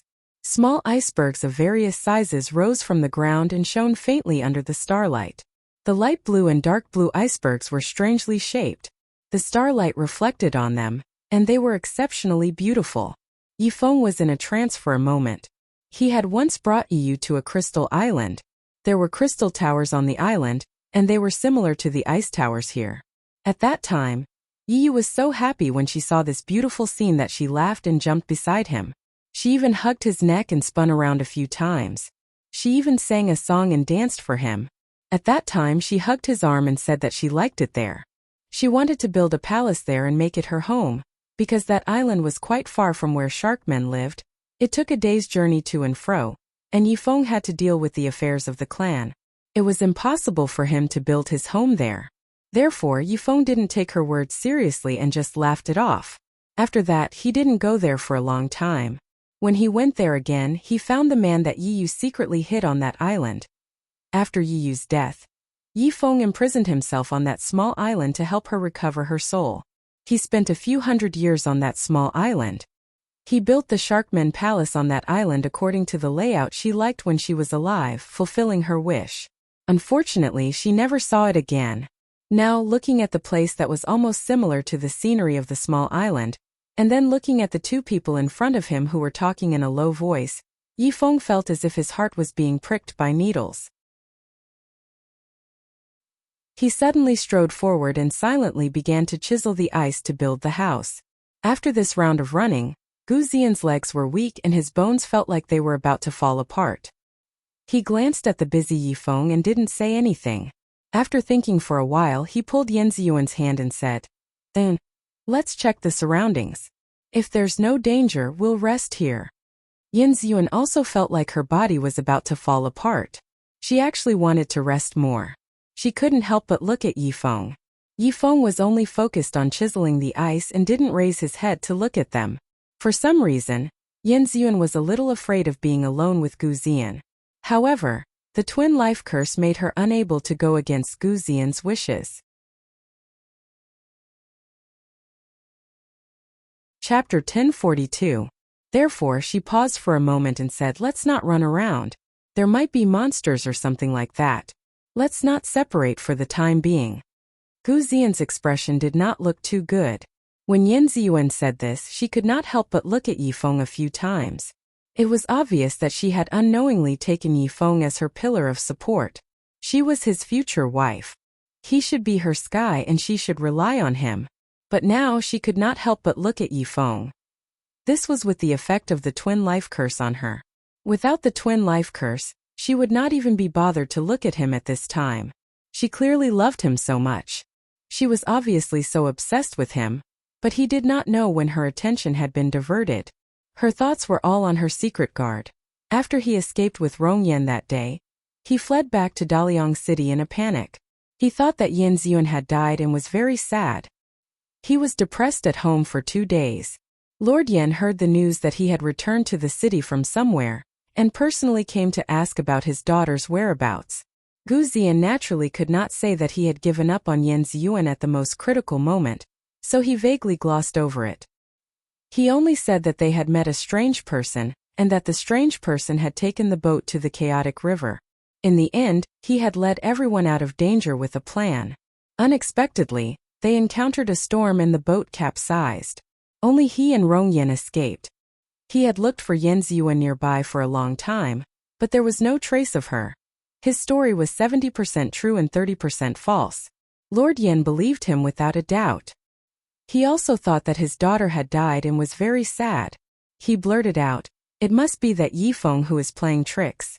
Under Gu Xian's questioning, Lord Yan told him what had happened 3 years ago.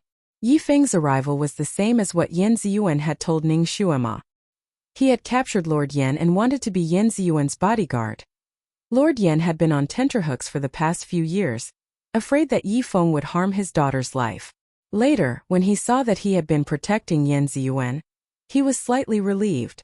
However, he always felt that this unknown man with amazing martial arts was harboring evil intentions. He had always been on his guard. Now that he heard that his daughter had died, he immediately thought of this matter. He thought that Yifeng was behind the scenes and hated Yifeng to the bone. Because he did not see his daughter's bones, Lord Yan was not willing to give up. He sent many troops to the chaotic river to search for his daughter's whereabouts. Who knew that not long after he sent out the troops, Yan Ziyuan would actually come back? Lord Yan was naturally overjoyed. However, he did not expect that Yan Ziyuan would ask her father to help her save Yifeng the moment she came back. Gu Xian still remembered Yan Ziyuan's condition at that time. Her hair was disheveled and she had lost a lot of weight. Her clothes were also dirty because of the long journey. At that time, Lord Yan was at Gu Xian's place. Yan Ziyuan directly barged in and knelt in front of Lord Yan. She said that Yifeng was Sharkman. He had saved her life in the chaotic river, but was taken away by Yi Qinghuan. She did not know if he was dead or alive.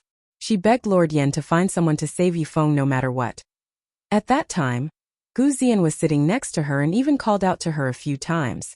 However, Yan Ziyuan ignored him. Lord Yan hated Yifeng to the bone. Even if he knew that Yifeng had saved his daughter, his view did not change much. It was impossible for him to save Yifeng.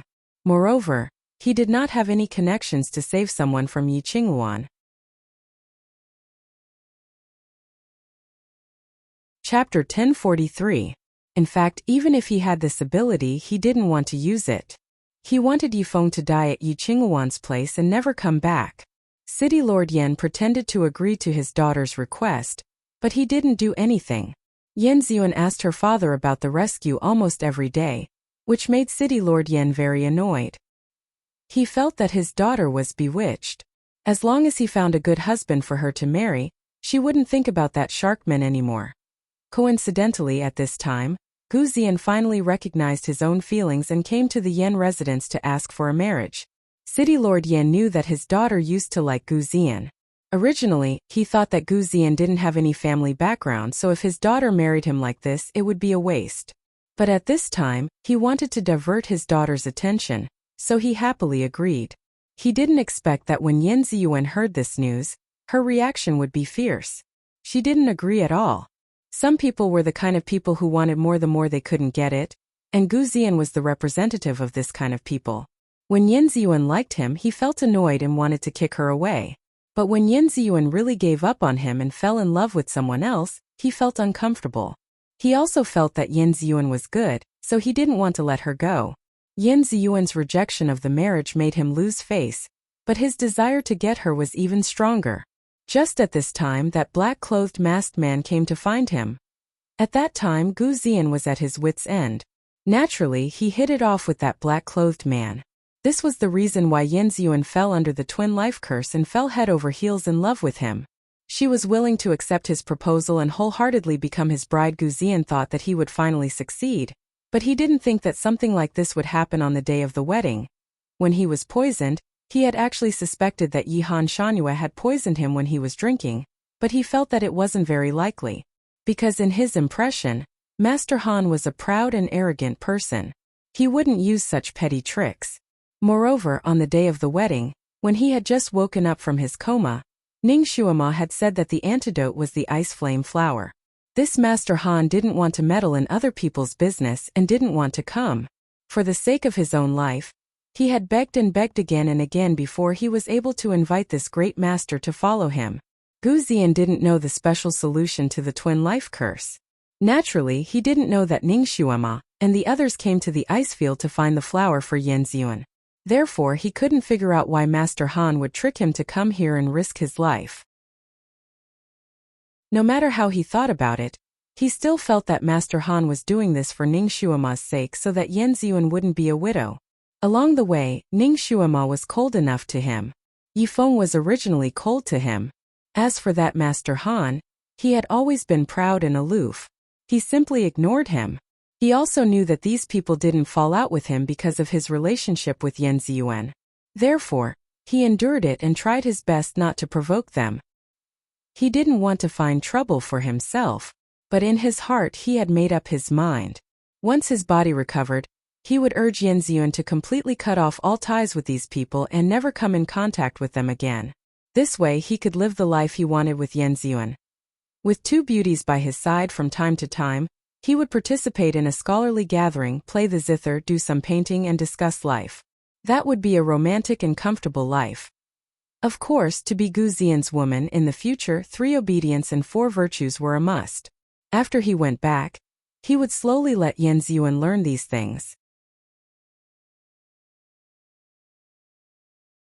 Chapter 1044. In the future, Yan Ziyuan would be able to take care of the affairs of the mansion for him. She would be a good wife, take care of her husband and teach her children. She would wash his hands and make soup for him. When she was tired, she would massage his shoulders and legs. She would be a real good woman. This was Gu Ziyan's entire plan.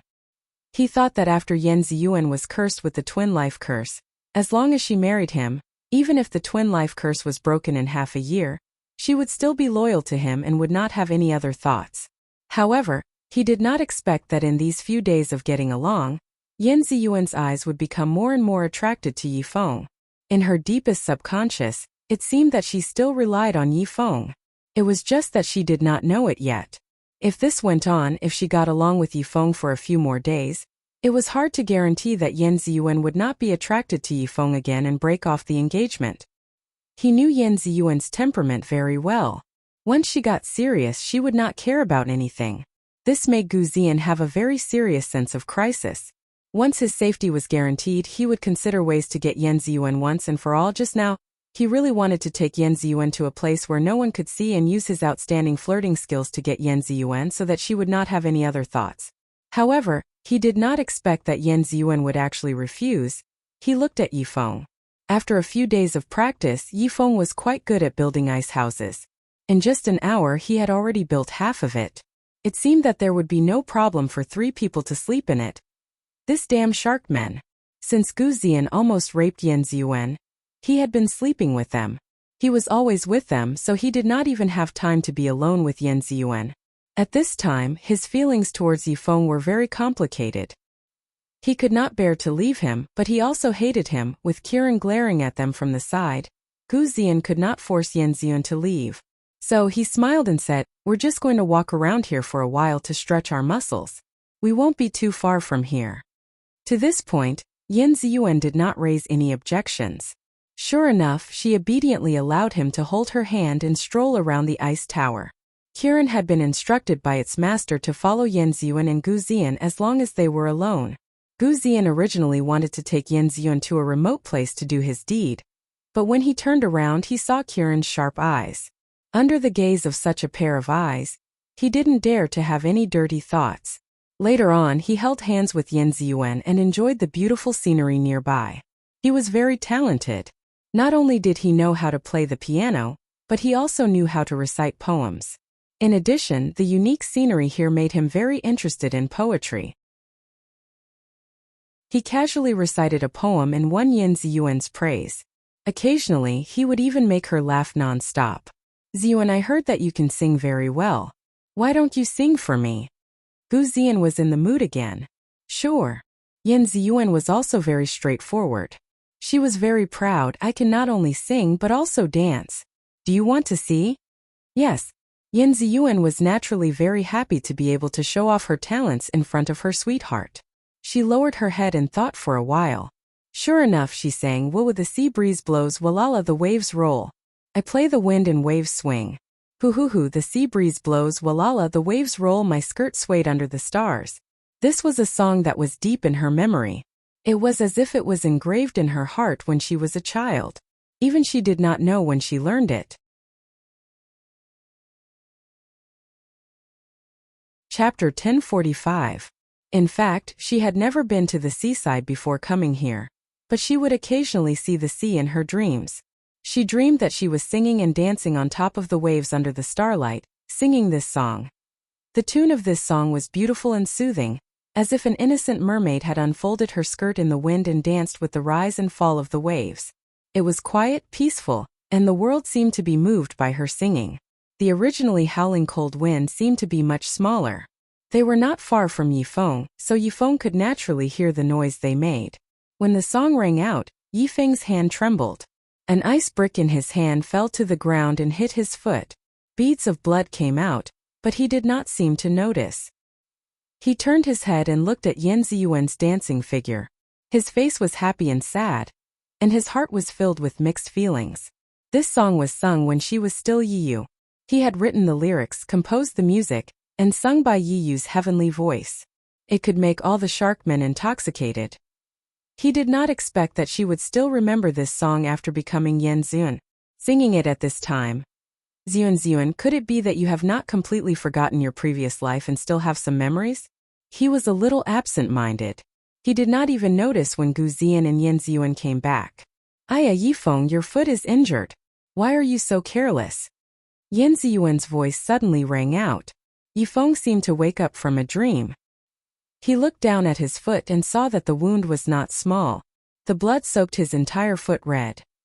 He did not feel pain until now, but his many years as a shadow guard made him very resistant to pain, so his face only paled a little before he calmly pulled his foot back. "It's no big deal.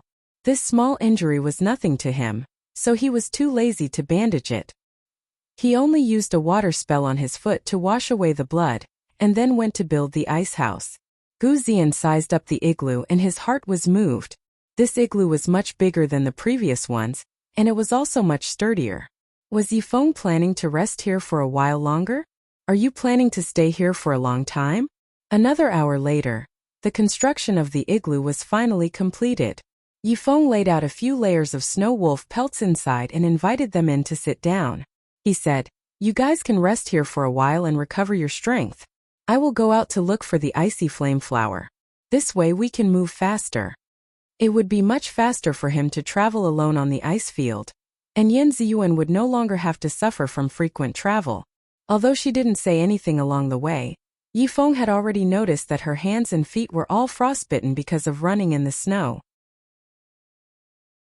Her small hands were as cold as carrots, and her cheeks were frozen solid.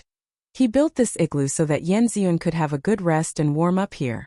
And with this igloo, the ferocious beasts in the snow would not be able to attack them for a while. And with Kiran by their side to protect them, there should be no danger at all. He explained his idea, and Gu Ziyan was naturally very supportive. He was already tired, and to have such a place to shelter from the wind and snow was naturally what he wanted. Of course, in order to show his generosity, he still said some high-sounding words, saying that if it wasn't for Ziyuan, he would rather go out to explore and so on. Yifeng, of course, did not pay any attention to his words. He did all this not for Gu Ziyan in the first place, and there was no need for him to owe him a favor. Chapter 1046. Yan Ziyuan didn't say anything. Firstly, she was really too tired. Her hands and feet were still trembling. Secondly, she felt that if Yifeng didn't bring her and Gu Ziyan along, the efficiency of looking for the flowers would be higher. Yifeng said a few words and then walked out. He told Kiran what he wanted. Kiran was busy bathing itself and nodded, "Don't worry. With this mythological beast here, the two of them are very safe." Yifeng looked back at Yan Ziyuan and saw that Yan Ziyuan's eyes were still on Gu Ziyan. She didn't even look at him. His eyes darkened and he turned around to leave. White snow, black clothes, strong wind, long sword. Yifeng's figure gradually disappeared into the distance. It seemed that loneliness always lingered around him. It made her feel inexplicably annoyed and a little distressed. Yan Ziyuan looked at Yifeng's departing figure and was slightly absent-minded. It took her a long time to come back to her senses when Gu Ziyan called her name. "Ziyuan, I heard that he was your brother in your previous life?" Gu Ziyan's expression was unclear. Not knowing why, Yan Ziyuan was slightly annoyed. "Yes. Yifeng really dotes on you. It seems that you two were very close in your previous life." Gu Ziyan probed. "It should be. I don't remember." Yan Ziyuan's mood was getting more and more annoyed. It seemed that she didn't want Yifeng to be her brother. Not knowing why, Yan Ziyuan suddenly felt a little disgusted with Gu Ziyan in front of her. She was shocked. How could she have such thoughts about Gu Ziyan? He was the master of Ziyan whom she liked since she was a child. He was the one she wanted to marry. She tried her best to hypnotize herself, but there was always a voice in her heart asking, "Is it like this?" She was in a daze for a moment. Gu Ziyan obviously saw her impatience. His eyes deepened. "Ziyuan, come here and sit beside me." Yan Ziyuan was stunned. "What?" Gu Ziyan smiled faintly. "Are you tired? Is your back sore? Come here. I'll help you unblock your muscles and bones. It'll make it easier for you." His tone was gentle and his words were sweet. Yan Ziyuan was hypnotized. She obediently walked over and sat beside him. Okay. They had been on the move for the past few days, and everyone could no longer care about their image. Yan Ziyuan was the same. Her hair was a little messy, and the bearskin robe wrapped around her body made her look a little bloated. But even so, her disheveled state did not diminish her beauty by much. There was also a strange fragrance on her body that was faint and would not dissipate. Gu Ziyan gently massaged her shoulders. His nose smelled the faint fragrance on her body, and he was a little restless. His lips touched her ear and he sighed softly. "Ziyan, if it weren't for this strange disease of mine, we would be husband and wife now." Yan Ziyuan was kissed by him.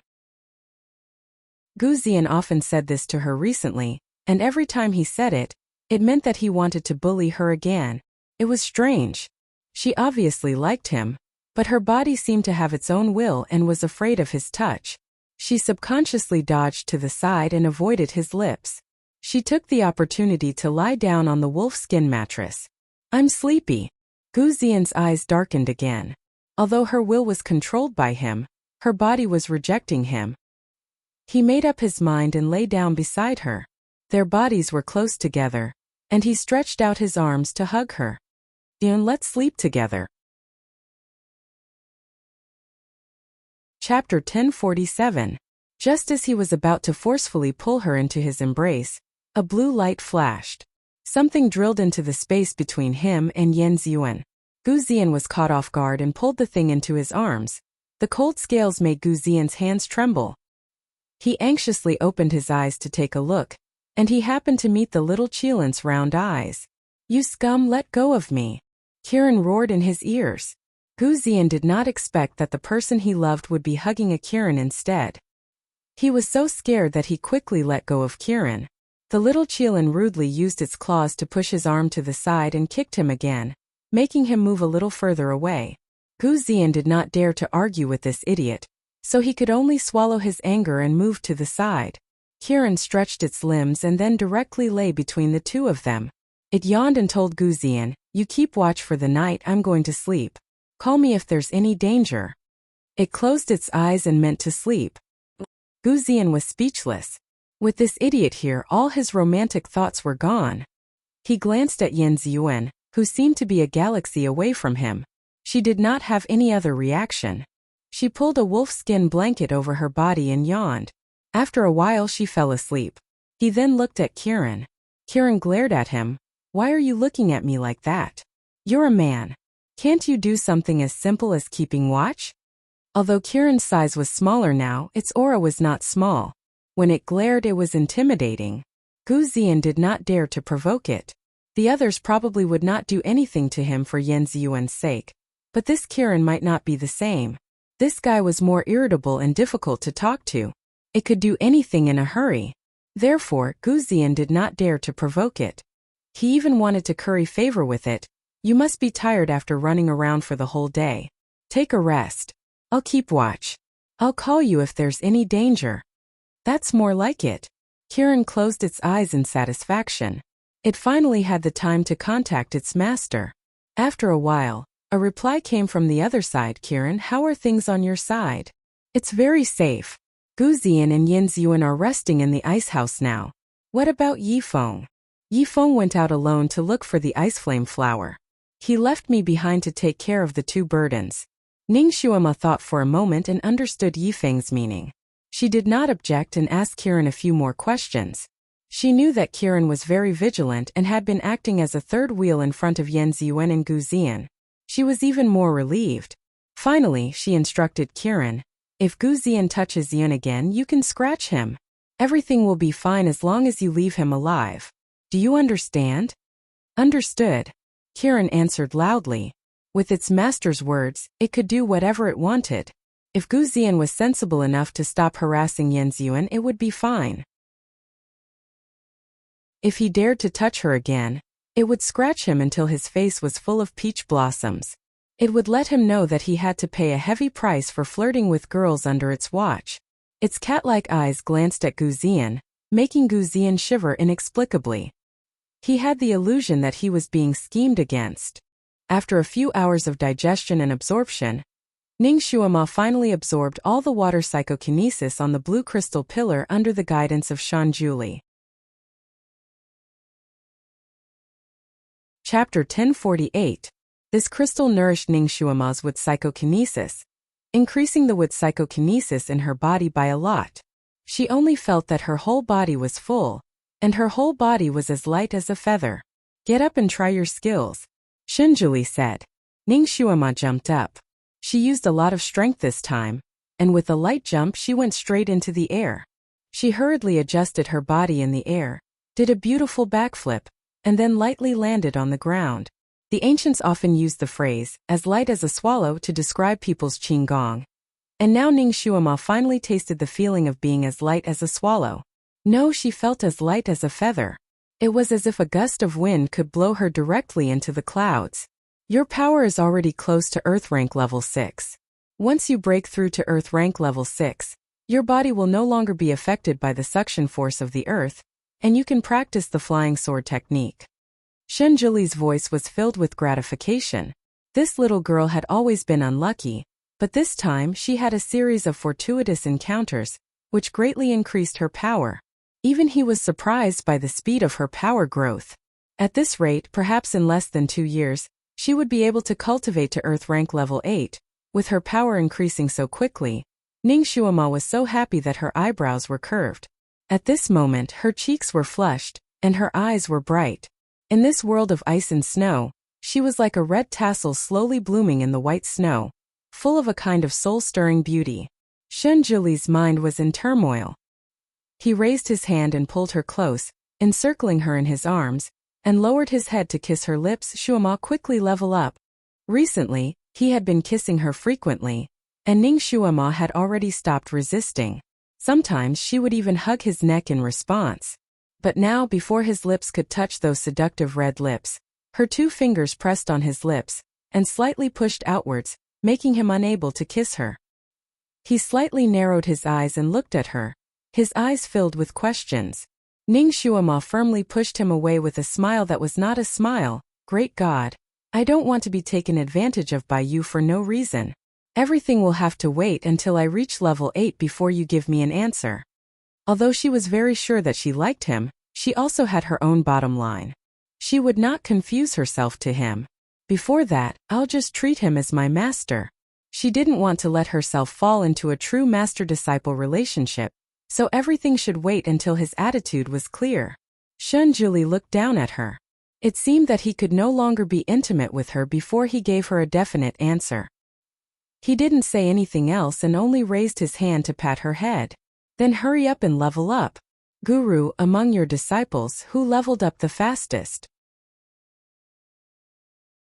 Ning Xuema shook her head to avoid his hand and walked backwards. You. Shunjuli spat out a single word. I'm indeed the smartest. Ning Xuema said proudly, like a little witch asking a magic mirror. You're not modest at all. Excessive modesty is arrogance. Ning Xuema raised her head handsomely. I'm just telling the truth. Oh, that's true. But you're not the smartest, I'm the smartest. Haha, you're an old fox. Old fox? Shunjuli repeated this word with a smile that was not a smile. His figure suddenly approached her. Ning Xuema immediately stepped back and smiled. My mistake, my mistake. You've lived for thousands of years but you're still a young man. Shunjuli was speechless. Ning Xuema still walked backwards. Guru, you must have been abnormally smart when you were young, right? Tell me about your teenage years. She was actually very curious about the Guru's past. Chapter 1049. Shunjuli lowered his eyes and said, It's been too long. I don't remember. That was true. He had lived for so long. How could he remember things that happened thousands of years ago? Asking him to remember when he was a teenager should be like asking her to remember when she was a baby. It was so long ago that it felt like a century ago. What are the Almighty's parents like? Which couple would give birth to such a freak? Shunjuli shook his head. I don't have parents. The Almighty was actually an orphan. Ning Xuema immediately felt that her sympathy was overflowing. They must have passed away a long time ago. So you've been alone all this time.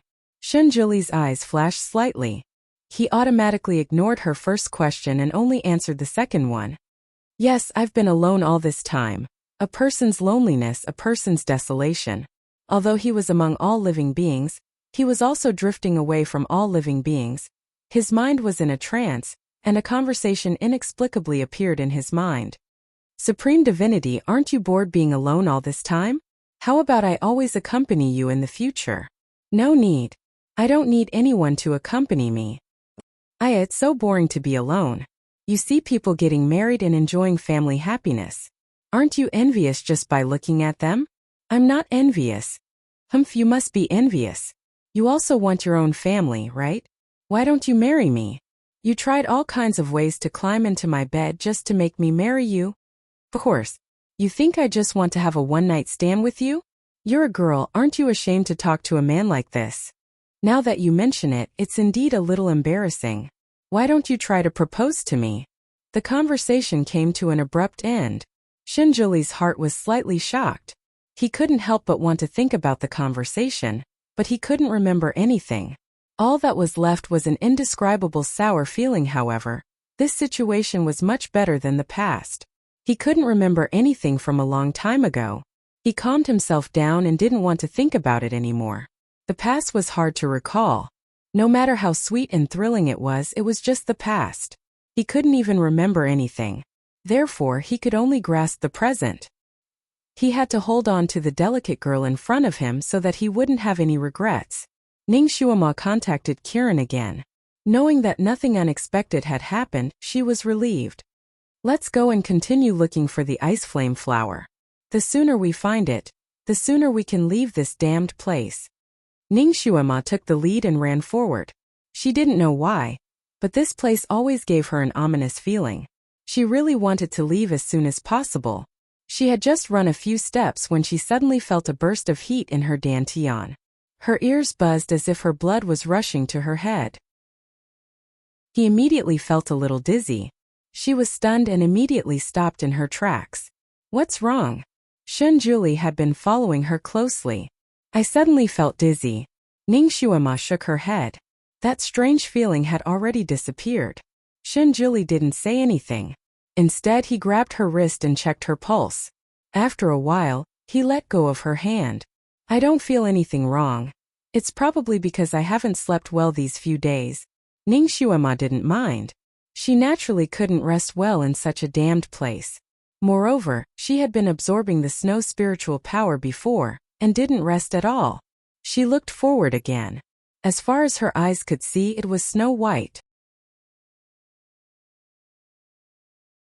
Chapter 1050. Fortunately, his kung fu was not low. Otherwise, he would have gotten snow blindness if he didn't wear sunglasses for a few days. Where the hell is this ice flame flower? Kiran and the others have searched so many volcanoes, but they couldn't find one, Ning Xuema said angrily. The ice flame flower is naturally at the intersection of ice and lava, Shun Julie explained. Ning Xuema was stunned. You mean this flower should be near the crater of the volcano? The crater of the volcano is covered by a thick layer of ice. Do we have to go deep into the ground to look for it? Shun Julie held her hand and walked. It's important to find a fated person to pick the flower. Let's go. Let's see how lucky you are. He was tricking her again. Ning Xuema looked up unintentionally and saw the clouds in the sky surging and rolling. When did the weather change again? Was there going to be another big snowstorm? Rumble. A series of muffled thunder sounded in the distant sky. Ning Xuema was surprised. It's common to see storms in the ice field. Why is there thunder? Didn't the weather warm up and thunder only started in spring? No matter how much it snowed in winter, there wouldn't be thunder. Why did the weather here violate the laws of nature? Shun Julie also looked up at the sky. His eyes flashed with a touch of darkness. He said lightly, the weather here can't be judged by common sense. Okay, let's go. The two of them braved the wind and snow and walked forward. What should we do when the snowstorm comes later? Ning Xuema looked at the lead gray sky and asked him, what's there to be afraid of? Let's just go. Ning Xuema said, aren't we going to find a place to hide from the wind and snow? Yifeng often builds an igloo. Shun Julie raised his hand and rubbed her head.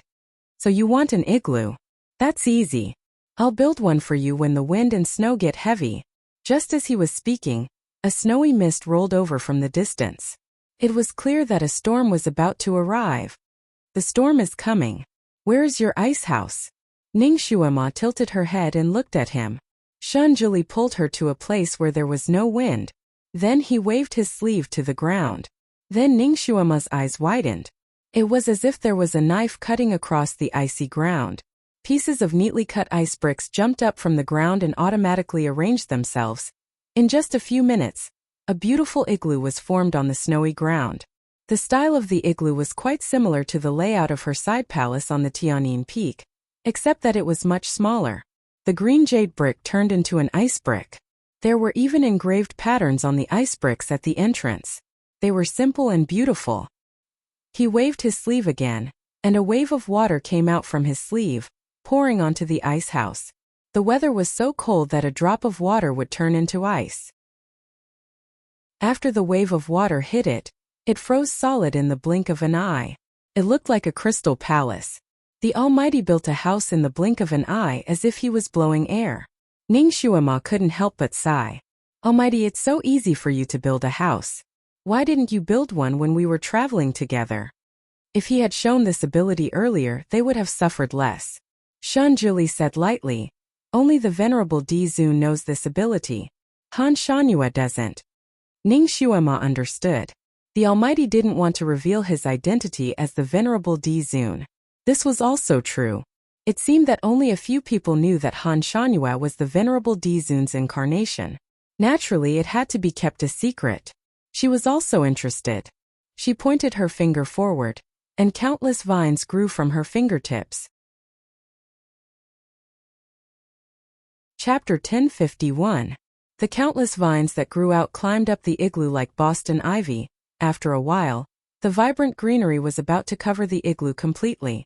In the vast expanse of whiteness, the greenery was eye-catching and exceptionally pleasing to the eye. Shan Juli glanced at her and said, "Your kung fu has improved a lot." Ning Shuama was proud. Of course.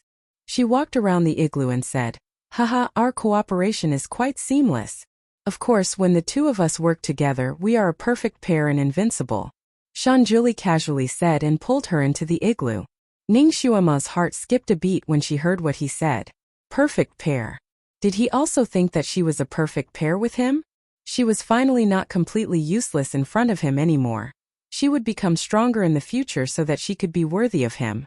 Only then could she be worthy of the phrase, a perfect pair. She was shocked when she walked in. The interior of the igloo was covered with an oversized bearskin that covered the entire floor.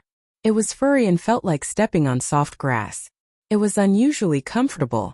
Needless to say, this bearskin was from the big white bear that she had hunted. She didn't notice when the Almighty skinned the bear. The Almighty loved cleanliness, so this bearskin was unusually clean and smooth like satin. Ning Shuama pounced on it and rolled on it. Then she lay down on her back and said, "It's so comfortable." The snowstorm had started outside and the snowflakes were as big as a mat. The strong wind mixed with the ice and snow, stirring up heaven and earth. She couldn't tell where the sky was and where the earth was. Outside it was snowing heavily, but inside the igloo was as warm as spring. Ning Shuama lay on the bearskin mattress and felt unusually satisfied. She ate a few pieces of soft pastries that the Almighty took out and looked at the snowstorm outside. She wondered how Yifeng and the rest were doing. They should be hiding from the wind and snow in the igloo, right? When Gu Ziyan and Lin Yiqian woke up, Yifeng hadn't returned yet. Outside, the cold wind howled angrily. Snow and ice danced wildly. The howling of the wind sounded like the cries of ghosts. Yin Ziyuan looked at the wind and snow outside the igloo, lost in thought. Why isn't Yifeng back yet? Where would he hide in such a huge snowstorm? With his ability, he should be able to dodge it easily, right? She comforted herself like this, but her heart was still a little uneasy. Gu Ziyan had been hungry for a long time. Previously, he had picked up an egg with great difficulty and was happily preparing to roast it. He did not expect that the moment he cracked open the egg, it would attract the egg's mother, the white monster. In his shock, the egg fell to the ground and shattered. This time, not only did he not get to eat the egg, he also attracted the anger of the monster. Gu Ziyan, who was still in a state of shock, had long forgotten about his hunger.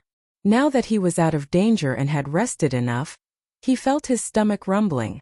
He had been so scared that he ran away that he didn't have much physical strength in the first place. Right now, he only felt extreme hunger.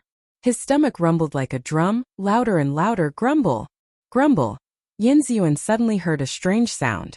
Looking for the source of the sound, she realized that Gu Ziyan's stomach was singing the empty fort strategy happily. Gu Ziyan's face turned red. Why did he always make a fool of himself in front of his sweetheart? Yin Ziyuan asked with concern, "Ziyan, are you hungry? I still have some dry food here. You eat first." After saying that, she took out the 2 remaining pastries and handed them to Gu Ziyan. Chapter 1052. Gu Ziyan took it and put it to his mouth. Suddenly he remembered something. He raised his head and reluctantly handed a piece of pastry back to Yin Ziyuan. "You too." Yin Ziyuan was actually very hungry, but she still wanted to leave the food for Gu Ziyan. She shook her head and looked away from the pastry. I'm not hungry, Xian. You're still weak. You eat it. Gu Xian said a few more words before he put the pastry in his mouth with satisfaction. He tried to keep his image as a gentleman and ate it, but he was really hungry. A small piece of pastry couldn't solve anything at all. Instead, it made him feel even more hungry. After he finished the first piece, he couldn't help but stare at the last piece of pastry. Yanziyuan handed the last piece of pastry over. Gu Xian was about to reach out to take it. Kiran was furious. Gu Xian, are you still a man? You ate all the pastry and let your fiancé watch? Gu Xian took the pastry and coughed lightly. He said seriously, how could I eat this pastry by myself? I felt that this pastry had been left outside for too long. It was cold and dry. I wanted to warm it up in my arms before giving it to Zun. Kiran snorted. Sophistry. Gu Xian put the pastry in his arms and warmed it up for a while. Then he took out the pastry and held Yanziyuan by his side to feed her intimately. Yanziyuan felt a little warm in her heart. When she saw Gu Xian about to eat the 2 pieces of pastry, she felt a little uncomfortable now. It turned out that Gu Xian was afraid that she would eat it cold and wanted to warm it up for her. He still loved her very much. Yanziyuan ate the pastry that Gu Xian fed her in small bites. After eating some, she looked up. Xian, you eat some too. Gu Xian looked like he was struggling. When he was about to go down the slope and feed himself some pastry, Kiran snorted again. Can't help but show your true colors? Tsk. Gu Xian looked like his flesh was being cut. He waved his hand and pretended to be magnanimous. I'm not eating. Ziyuan, hurry up and eat. I'm already very touched that you accompanied me to the ice field. How can I let you suffer? Yin Ziyuan's eyes flashed with warmth. Xian, we are husband and wife. There's no need to talk about suffering. Wherever you go, I'll go. The little Qilin couldn't take it anymore and turned its head away.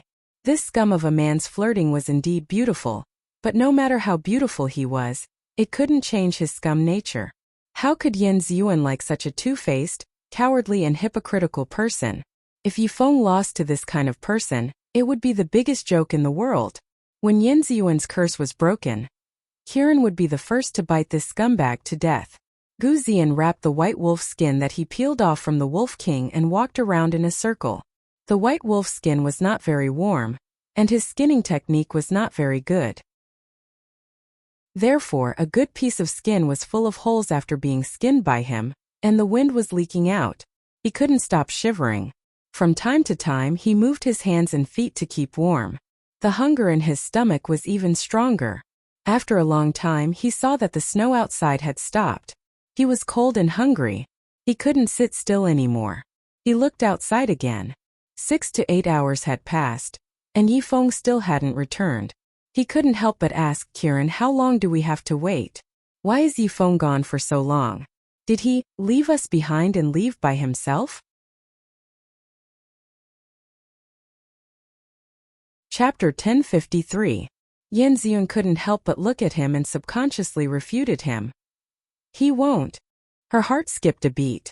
She actually refuted her husband's words for an unrelated man? Gu Xian froze and looked at Yin Ziyun. His mood wasn't very good. Kiran snorted from the side. Don't measure the heart of a gentleman with your petty heart. He won't be as selfish as you. Gu Xian's face flushed red. He was able to speak frankly and eloquently in front of those scholars and scholars, debating with them. But when he met Kiran, he felt like a scholar meeting a soldier who couldn't reason with him. This mythological beast had a very bad impression of him and didn't give him any face at all. He put on an appearance of not arguing with a child and gently smiled. He said to Yen Ziyuan, Brother Yi is a righteous sharkman and he was your secret guard. He shouldn't abandon us and leave by himself. For some reason, Yen Ziyuan didn't want to hear Gu Xian say that Yifeng was her secret guard. I already said that he was my brother in my previous life. He definitely won't abandon us. Maybe he's still looking for that flower. Let's wait and see. Brother.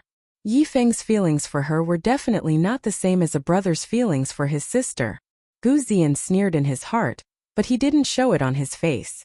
His voice was still very gentle. Did he lose his way in the snow and can't find his way back? Why don't we go out to look for him and help him? Yan Ziyun was a little hesitant. Yifeng told us to wait here. What if we go out to look for him and he comes back and can't find us? In fact, Gu Ziyan was hungry and wanted to let the little Qilin go out to hunt.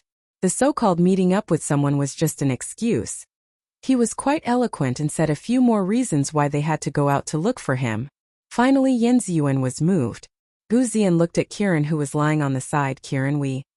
Before he could finish, he was interrupted by Kiran. Kiran, is Kiran someone like you can call me that? Call me Great God Kiran. This mythological beast is a little hungry and has a bad temper.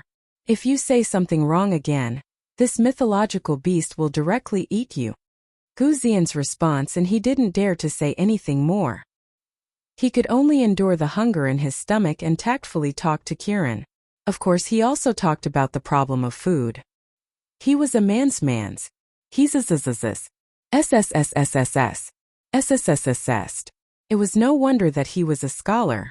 His words were reasonable and meaningful. Finally, the little Qilin was convinced. It got up and swayed its body. You two wait here first. I'll go find some food and help Yifeng along the way. Gu Ziyan shook his head. You can't, Great God Kiran. If you leave, who will protect Ziyun and me? Why don't you take the two of us to look for food? You can leave a mark for Yifeng along the way. That way, Yifeng can follow the mark and find us. You don't have to make an extra trip. That was true. Kiran stopped and weighed the pros and cons. With its current ability, it shouldn't be a problem to protect the two of them. If it really couldn't, it could also lower itself to carry them. In this ice field, Kiran's martial arts might not be the best, but in terms of speed, Kiran was one of the best. There will be a climax tomorrow. Are you looking forward to it? Chapter 1054. Kiran nodded its big head. You two follow me closely. Kiran felt that its words were unnecessary. Gu Ziyan was now following it all the time, as if it wanted to grow on its body. Kiran could almost flatten it by turning around. Kiran's mouth twitched. You don't have to follow me so closely. I'm afraid that I'll accidentally step on you. Only then did Gu Ziyan put some distance between them. Kiran led the way in front, Yan Ziyun in the middle, and Gu Ziyan at the back. They maintained this formation and moved forward slowly. Kiran took a few steps and left a paw print on the snow. This way, Yifeng could follow the footprints and find them. Kiran's pace was relatively large, so it unknowingly fell behind the two of them. Only the dim stars in the sky were shining faintly. Everything around them could not be seen clearly. Ah! Yan Ziyun, who was walking in the middle, exclaimed loudly in the silent night. Kiran hurriedly turned around, only to see Gu Ziyan standing there in a daze. Yan Ziyun was nowhere to be seen. What happened? Damn, where did Yan Ziyun go? I lost a person. If Yan Ziyun died, how could it explain to its master? Kiran hurriedly ran back, only to find that there was a huge ice crack on the ground. It was so dark that it could not see the bottom. This ice crack was originally covered by ice and snow. Yan Ziyun happened to step on it, so it suddenly sank. Gu Ziyan crouched at the entrance of the cave, looking anxious. Ziyun, are you in there? Can you hear me? Gu Ziyan's voice echoed in the cave, but Yan Ziyun's words could not be heard. Kiran looked down. Although it had excellent eyesight, it could not see how deep the cave was. If Yan Ziyun fell down, he was afraid Kiran's head exploded. He anxiously walked around the entrance of the cave. No, it had to go down and take a look. If he was alive, it had to see him. If he was dead, it had to see his corpse. After figuring this out, the little Qilin jumped down without any hesitation. Gu Ziyan was left dumbstruck at the entrance of the cave. Gu Ziyan's face turned slightly pale as he looked down at the big hole. That pitch-black hole of unknown depth was like the huge mouth of a monster that was choosing people to devour. His beloved had fallen. He was very anxious, but he didn't have the guts to jump down. Forget it, Kiran should go down. If even Kiran couldn't find her, he wouldn't be able to either. He would only be sending himself to his death. After figuring this out, Gu Ziyan decided to sit beside the cave entrance. This ice crevice was not straight up and down. It was slightly sloped. After Kiran jumped down, he slid down like a whirlwind. The walls of the ice crevice were very smooth and hard. Kiran desperately scratched the walls a few times, but only left a few white marks on the walls. However, the entrance of the cave was quite narrow. Kieran couldn't extend his wings, so he could only use his telekinesis to slightly reduce the speed of his descent. There was a faint smell of Yan Ziyuan in this cave. He was sure that Yan Ziyuan had definitely fallen down, but he was not sure if she was still alive. Kieran shouted, "Yan Ziyuan! Kieran! Kieran!" His loud voice echoed in the cave. Kieran almost fainted from the shock. He didn't dare to shout anymore. The lower he went, the more complicated the terrain became. From time to time there would be one or two huge rocks sticking out. Kieran was caught off guard and almost crashed into one. Fortunately, he slapped out his claws in time and used the reaction force to avoid the huge rock. He continued to roll and crawl down. Chapter 1055. The further it went down, the more frightened it became. It was such a steep slope and such a dangerous terrain. Yan Ziyuan was a weak girl.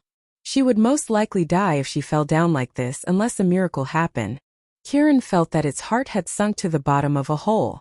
Fortunately, the downward slope had eased a lot. Kieran scratched and finally slowed down. It was pitch black in the cave.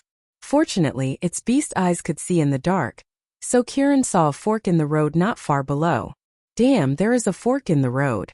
Which one should I choose? Kieran slid down at lightning speed. Its green eyes were wide open, and it looked anxious. Its big head moved back and forth to smell. Before it could decide which side to choose, the fork in the road was right in front of it. It could not stop its momentum. It made up its mind and chose the hole on the right. Kieran shouted up, "I choose the hole on the right. Hole! Hole! Hole!" The sound was like thunder, echoing back and forth in the cave. Kieran had closed its ears in advance to avoid being destroyed by its own voice. Gu Zian was as timid as a mouse. He would not dare to jump down and he would not dare to walk around. He must be guarding the hole at the moment. The little Qilan's voice was loud enough that it was certain that Gu Zian could hear it. When the reinforcements came, they would definitely choose the hole on the left. Kieran adjusted its posture as it fell. It was ready to kiss the ground at any time. Its skin was thick, so it would not be a problem for it to fall once or twice. However, it was afraid that Yan Ziyuan was at the bottom of the cave. It would be bad if she was not killed by the fall, but by the fall. Alright. Reinforcements. How could it forget about its master? Kieran immediately contacted Ning Shuama while it was falling. Master. Ning Shuama and Shinjuli were also about to set out to find the ice flame flower. Ning Shuama's heart sank when she heard Kieran's anxious voice. Before she could ask, Kieran had already shouted, "Master, Yan Ziyuan fell into the ice hole. Come and save her with the Almighty." Ning Shuama's heart suddenly jumped. No one knew better than her how dangerous the ice holes that suddenly appeared on the ice field were. Some of the ice holes were thousands of meters long, as if they led directly to the depths of hell. If Yan Ziyuan fell into such a place with her mediocre skills, she would lose her life. Without saying another word, Ning Shuama dashed towards the little Qilan's direction. She had already reached Earth Realm rank 5, so her telepathy with the little Qilan was already completely harmonious. She didn't need the little Qilan to report its location, and could quickly locate it. Then, in the shortest time possible, she would be able to find it. Shinjuli picked her up. "Tell me the location, I'll take you there."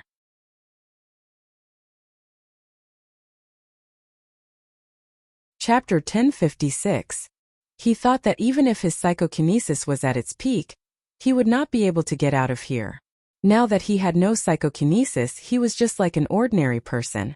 It was impossible for him to get out alone. If they could not come up, would he not be trapped here until he died? When he thought of this, his entire face turned pale. Suddenly, Kieran's roar came from the bottom of the hole. "I choose the right." Right. Right? Was there a fork in the road? Gu Zian subconsciously remembered the little Qilan's words. Although the sound was clear this time, it was much weaker. It could be seen how deep Kieran had fallen. It was easy to fall down but difficult to come up. Kieran was powerful, but could it really come up from such a deep hole? If it could not come up, then he would not be able to contact Ning Shuama and the rest. His face turned even paler, but he could only wait here. Was he going to wait for death here? Was he, the Guqin saint, going to die in such a remote and desolate place? No, he could not. Thinking of that scene, Gu Xian's face turned even paler. He was almost scared out of his wits by death. He anxiously circled the hole a few times and almost slipped and fell down. What should I do? What should I do? Right. Yifeng. Yifeng had not fallen down yet. He could definitely bring him out of this ice field. However, if Yan Ziyuan died, Yifeng would probably want to kill him. He would definitely not bring him along. Then he could only count on Ning Shuema and the rest. Kirin should have informed its master, right? Perhaps Ning Shuema and the rest would arrive soon. Ziyuan might not be dead yet. Gu Xian calmed down a little and began to look into the distance from time to time. He had never looked forward to the arrival of Yifeng and Ning Shuema so much. Yifeng walked through 3 or 4 ice valleys in a row, but the ice flame flowers were still like flowers in the water, the moon in the mirror. He could not find any clues. In the process of searching, he naturally encountered a snowstorm. This storm was unprecedentedly strong, and the sky seemed to be upside down. It was almost impossible to walk in such weather. He could only find a leeward place and hide in the gap between 2 ice rocks to avoid the snow. After the snow stopped, the surrounding scenery changed. The hillside became an ice mountain, and the ice flow became a valley. Fortunately, Yifeng had a special ability to find his way, so he did not get lost. Originally, he wanted to continue looking for Yan Ziyuan, but in the end he was worried about her. He was afraid that she would be worried if he didn't go back for a long time, and he was also afraid that Gu Ziyuan would cause trouble again. So after some thought he decided to go back and take a look first. Along the way he didn't know why, but he felt a little uneasy. The fear of losing something was like a cage that tightly wrapped around him. He simply increased his speed to the maximum, and returned to the ice house in just over 2 hours. No one. Yifeng looked around the room like a whirlwind, but he could not find anyone. What happened? Why was there no one? Did they get attacked by wild beasts?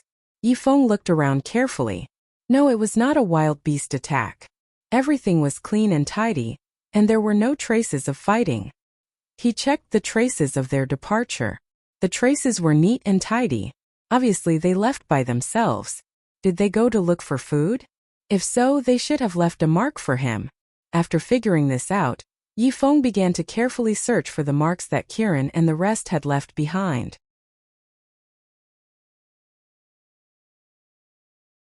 Chapter 1057.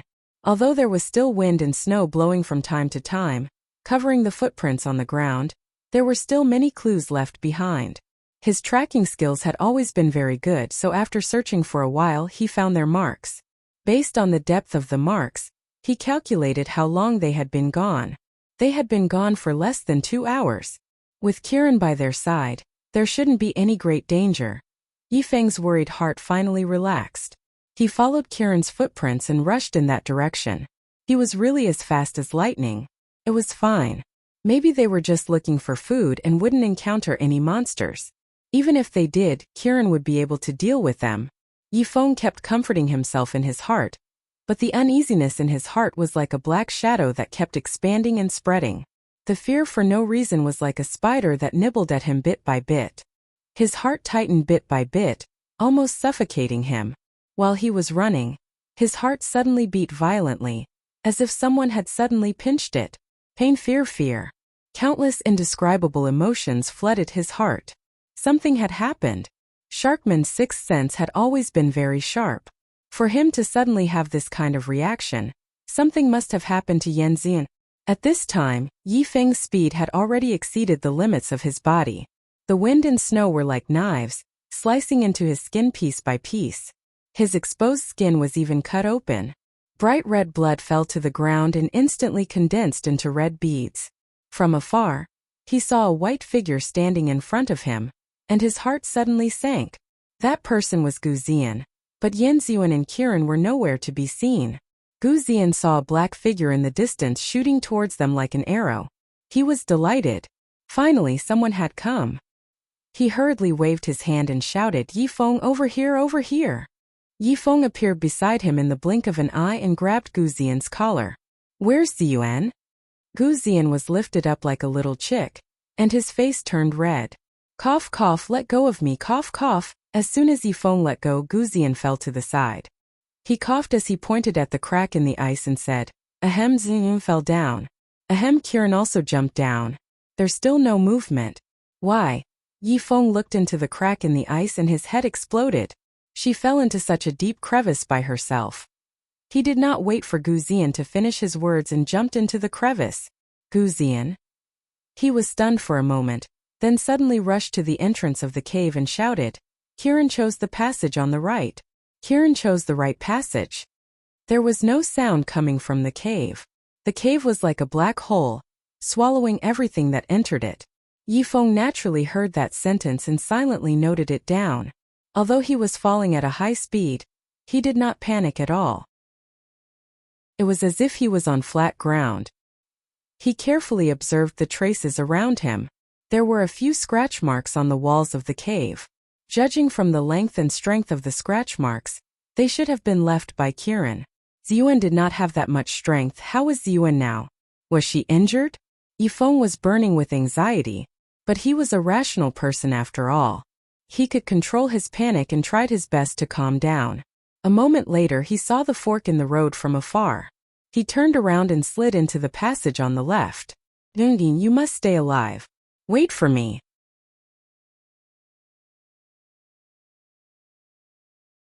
Chapter 1058. Gu Ziyan shouted at the entrance of the cave for a long time, but there was no response. He was so angry that his face turned red and he angrily stomped his feet. These idiots! Idiots! He had hoped for the stars and the moon for a savior, but in the end he jumped down again. Gu Ziyan almost wanted to curse, but what else could he do? He could only obediently wait for a miracle to happen. He looked around, afraid that another monster would jump out. Right now, he was the only one here, so he didn't have any ability to resist. If a monster came, he could only be a snack. After an unknown amount of time, he suddenly heard a deep rumbling sound coming from underground. It seemed like something underground had collapsed, and the ground under his feet was shaking. Gu Ziyan was standing at the edge of the ice crack and was almost shaken to the point of falling down. He was so scared that his face turned pale. He quickly took a few steps back and tripped on a piece of ice, falling down on his butt. He accidentally sat on a sharp piece of ice. It almost hit his butt. He groaned in pain and jumped up while holding his butt. He spun in a circle and his face turned pale and his body trembled. He was jumping up and down in pain when a faint white light flashed in the distance and two people appeared in front of him. He looked carefully and was overjoyed. Madam Ning, Mr. Han, you're finally here. Quickly save Ziyuan and the others. Ning Shuama already knew the general situation from Kiran. She looked at the man in front of her and wished she could kick him down. She looked into the ice crack. It was so deep that she couldn't see the bottom. How long has it been since Ziyuan fell down? Is there any movement down there? She fell down almost 2 hours ago. Yifeng also went down and Kiran. There's no news from them. There was a tremor coming from below. Seems like a cave has collapsed. Gu Ziyan told her everything he knew. Cave. Ning Shuama's expression became even worse. It would be a miracle if someone didn't die from falling into the ice crack. If there was another cave, she could only go down to investigate. Just as she was about to contact Kiran again, a green light flashed not far away. Kiran ran over like a whirlwind. Master! You're here! Gu Ziyan was dumbfounded. This Qilin clearly jumped down from this crack in the ice. Why did it run back from afar? Little Apple, cut the crap. What's the situation inside? Ning Shuama immediately asked. It's complicated. The slope was very steep and I couldn't stop falling. There was also a fork in the road and I chose the one on the right. Yin Ziyuan wasn't there. After I fell to the bottom I searched for her, but there was no trace of her. She must have fallen into the hole on the left. The cave was steep and narrow so I couldn't go back the way I came. I could only grope my way forward. Took me a lot of detours to get out. Then, did you notice that the ground was sinking? No, the path I took was very normal. It was just that when I was about to reach the exit, I felt a slight tremor. Even if the ground sank, it wasn't the path I was on. Speaking up to this point, the little Qilin's voice suddenly stopped. If it wasn't on the path it was on, then it was on the path Yin Ziyuan fell into. It turned around and wanted to jump down again. I'll go to the other hole to check. Little Apple, stay up here. Guru, let's go down. Ning Xuema ordered and stopped Kiran in his tracks. A white figure flashed in front of them. Ning Xuema pulled Shinjuli and jumped into the crack. Chapter 1059. Gu Ziyan was speechless. He wanted to say, since the ground has caved in, Ziyun and Yifeng must have met with misfortune. We shouldn't waste our efforts. But before he could finish his sentence, Ning Xuema and Han Shangyue were nowhere to be seen. His heart suddenly sank. If Yan Ziyuan and Yifeng had met with misfortune down there, then Ning Xuema and Han Shangyue would probably not care about him anymore. Not to mention curing his incurable disease, he might not even be able to walk out of this ice field. His heart was filled with fear as he glanced at the little Qilin beside him. His eyes turned slightly before he suddenly knelt down and prayed loudly to the heavens. May the heavens bless and protect Ziyun. Disciple is willing to sacrifice 10 years of his lifespan in exchange for her safety. Kiran glanced at him coldly. If this man didn't cast the twin curse on Yan Ziyuan, why would they come to this godforsaken place? Why would Yan Ziyuan fall into the ice hole and have no idea whether she was dead or alive? He was the main culprit. Kiran clenched its claws and tried to control its emotions. It didn't fly into a rage immediately. If Yan Ziyuan and Yifeng were fine, then it would forget about it. If Yan Ziyuan had met with misfortune, then it wouldn't hesitate to tear this man into pieces and feed him to the wolves. Yan Ziyuan didn't know how long she had been rolling down. The cave was dark and silent. Time seemed to have stopped here. She tried to stop herself from falling, but to no avail. She could only adjust her body while rolling. She knew some kung fu, so this kind of adjustment was very useful for her. At least she managed to avoid some protruding rocks and sharp ice. She was dizzy and had to accept her fate as she waited for the moment she reached the bottom of the cave. Fortunately, as she rolled, the slope seemed to be getting gentler. She shouldn't die from the fall. However, she was, after all, a rich young lady who had never experienced the vicissitudes of life. Although she had followed Ning Xuema to the snowfield and learned a lot of knowledge that she couldn't learn in the boudoir and had become bolder, she was still afraid of the dark. Coupled with the fear of the unknown in front of the inky darkness, her heart tightened into a ball as she frantically rolled around. For some reason, the first person she thought of wasn't Gu Ziyan but Yifeng. Including when she instantly fell into the hole, she subconsciously called out Yifeng's name. She recalled the time when he rescued her from the monster's mouth. He was worried that she would be scared, so he thoughtfully covered her eyes. Don't be scared, I'm here. With him around, she always felt at ease. But he wasn't there. Yifeng, where are you? I'm so scared. She didn't know how long she had been rolling down. Maybe it was a few minutes or maybe it was a few seconds. Just when she felt that she was about to roll into hell, a red light suddenly appeared in front of her eyes. Yan Ziyuan subconsciously closed her eyes. Then her body suddenly stopped. It seemed like she had fallen somewhere. She fell so hard that her vision turned black and she almost fainted. I can't faint. She desperately bit her lips. That sharp pain pulled her back a little. Then she slowly opened her eyes. After a long period of darkness, she suddenly saw light. Her vision was hazy, and then she felt that it was a red light that was almost as bright as the stars. Yan Ziyuan wanted to open her eyes to see clearly, but her vision suddenly turned black and she fainted. Blue sky, white clouds, sea, flying seagulls, beautiful sharkmen. Chapter 1060. Yan Ziyuan was in a daze as if she had a very long dream. In the dream she seemed to have become a mermaid, freely swimming in the blue waves. Ziyuan, wake up, Ziyuan, wake up. After an unknown amount of time, Yan Ziyuan felt someone anxiously calling her name. Her eyelashes trembled, her fingers moved, and she finally woke up. Her vision was still a bit hazy because she had lost too much blood. She couldn't see the person in front of her clearly. In the blur, she seemed to see Yifeng's anxious face in the red light. She reached out her hand. Yifeng, is that you? Did you come to save me? Am I hallucinating? Yifeng grabbed her hand. Her hands were originally as tender as spring onions, white and soft, but now they were dripping with blood. The pink wounds were slightly open. It's me, and you have to hold on. Yifeng's voice was trembling. When he arrived, Yan Ziyuan was lying in a pool of blood. She had already lost consciousness. There were many abrasions all over her body. Although the wounds weren't deep, for some reason the blood kept flowing. In this kind of environment, any insignificant wound could be fatal. Yin Ziyuan was extremely weak now. When she saw Yifeng, her uneasy heart finally calmed down. It was good that he came. She was safe with him here. Yin Ziyuan relaxed and fainted again. Her clothes were tattered, her face was pale and haggard. Her lips that were once as bright as flower petals were now as pale as a flower in the rain. Seemed like they could wither at any time. Yifeng held her hand tightly. His face was even paler than Yin Ziyuan's. Yin Ziyuan in his arms seemed to have turned into Yu from his previous life. Her body was covered in blood, and her body was turning cold in his arms, but he was helpless. No, he couldn't let her walk down the same path as in his previous life. No matter what, he had to make sure she was fine.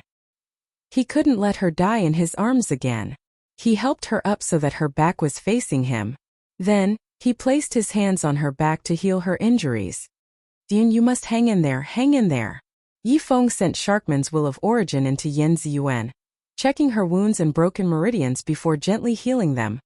Gradually, the wounds on her body began to heal and scab over. Her face was slightly flushed and her cold hands and feet began to warm up. After about an hour, Yin Ziyuan finally woke up. Her vision gradually cleared. Suddenly, she felt someone behind her. She turned her head and saw Yifeng treating her injuries. Just as she was about to speak, Yifeng shook his head at her, signaling her to be quiet. Yin Ziyuan then obediently maintained her cross-legged posture, allowing Yifeng's psychokinesis to continuously flow into her body. She felt warmth all over her body, and the painful wounds from before seemed to be slowly healing. It really was him. So he really came to save her. Yin Ziyuan suddenly had the urge to cry. She didn't cry when no one responded to her when she asked for help. She didn't cry when she was alone in the dark, and her life was in danger. She didn't cry when she kept falling and getting scratched. But now when she saw Yifeng, she felt wronged and afraid. She couldn't help but feel a lump in her throat, and tears kept welling up in her eyes. She was afraid that she would distract Yifeng, so she forced herself to hold back her tears. Like a small stone being thrown into the water, at first it was a small ripple, but then it gradually rippled through her entire heart. There was a burst of warmth that kept washing over her. Chapter 1061. There was a burst of warmth that washed away the anxiety and fear. It was like a spring breeze in March, dispelling the darkness and bringing light. After another incense stick worth of time, Yifeng finally stopped. He wanted to get up, but he suddenly felt powerless. He held onto the cave wall to support himself. His face was pale and his forehead was covered in sweat. It was clear that healing Yin Ziyuan had consumed a lot of his energy. Yin Ziyuan quickly got up and supported his swaying body. She asked with concern, "Are you all right?" Yifeng closed his eyes and waited for the dizziness to pass. He had used too much of the mermaid's original telekinesis to heal all the wounds on Yin Ziyuan's body. His energy had been consumed too quickly. It was like losing a lot of blood, so dizziness was normal. He opened his eyes again and saw Yin Ziyuan's bright eyes looking at him anxiously. He knew that she was worried about him. His heart warmed and his voice became gentle. "I'm fine." Yin Ziyuan had been supporting Yifeng. She was afraid that if she let go, Yifeng would fall. Hearing him say that he was fine, her beautiful eyebrows slightly knit together. "Yifeng, you should rest a bit more. Don't force yourself. Don't force yourself." Yu had said this to him many times. Today, he had finally heard it from her mouth again. Yifeng stared at her for a while. His eyes seemed to be filled with emotions. His voice was slightly hoarse, as if he was trying to suppress something. "All right, I won't force myself." Yin Ziyuan didn't know why her heart was in a trance. A voice seemed to pass through thousands of mountains and rivers, carrying a bit of love. "I promise you I won't force myself." Her heart suddenly throbbed with pain. This feeling was both sweet and sad, making her feel at a loss. Yifeng sat cross-legged and entered a meditative state to recuperate. Yin Ziyuan stayed by his side, quietly lost in thought. Her mind was in a mess before, but for some reason when she saw Yifeng's calm face, her chaotic thoughts gradually calmed down. Yifeng had this kind of invisible power that made people feel at ease, calm, and as steady as a mountain. After about the time it took for an incense stick to burn, Yifeng slowly exhaled and stopped. When he stood up again, his complexion was much better.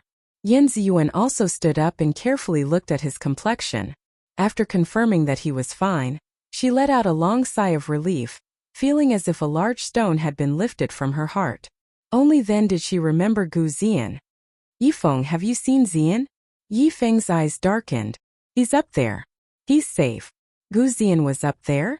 In other words, Yifeng jumped down by himself to save her? Her heart was moved again. Yifeng quietly observed his surroundings. After a while he said quietly, "We can't go out from the exit above. There's a cave here, let's explore." He didn't feel at ease leaving Yan Ziyuan alone, so he could only bring her along. Yan Ziyuan began to pay attention to her surroundings. She exclaimed, "What a beautiful place." This place was very strange. No one would have thought that there would be such a beautiful scene under the cave. Everywhere was crystal clear red. They were surrounded by red crystals, red icicles, red ice blades, and red towers. They were like the purest red crystals, shining with a soul-stealing light. The temperature here was just right, a few dozen degrees higher than the temperature above the cave. Yan Ziyuan even felt a little hot.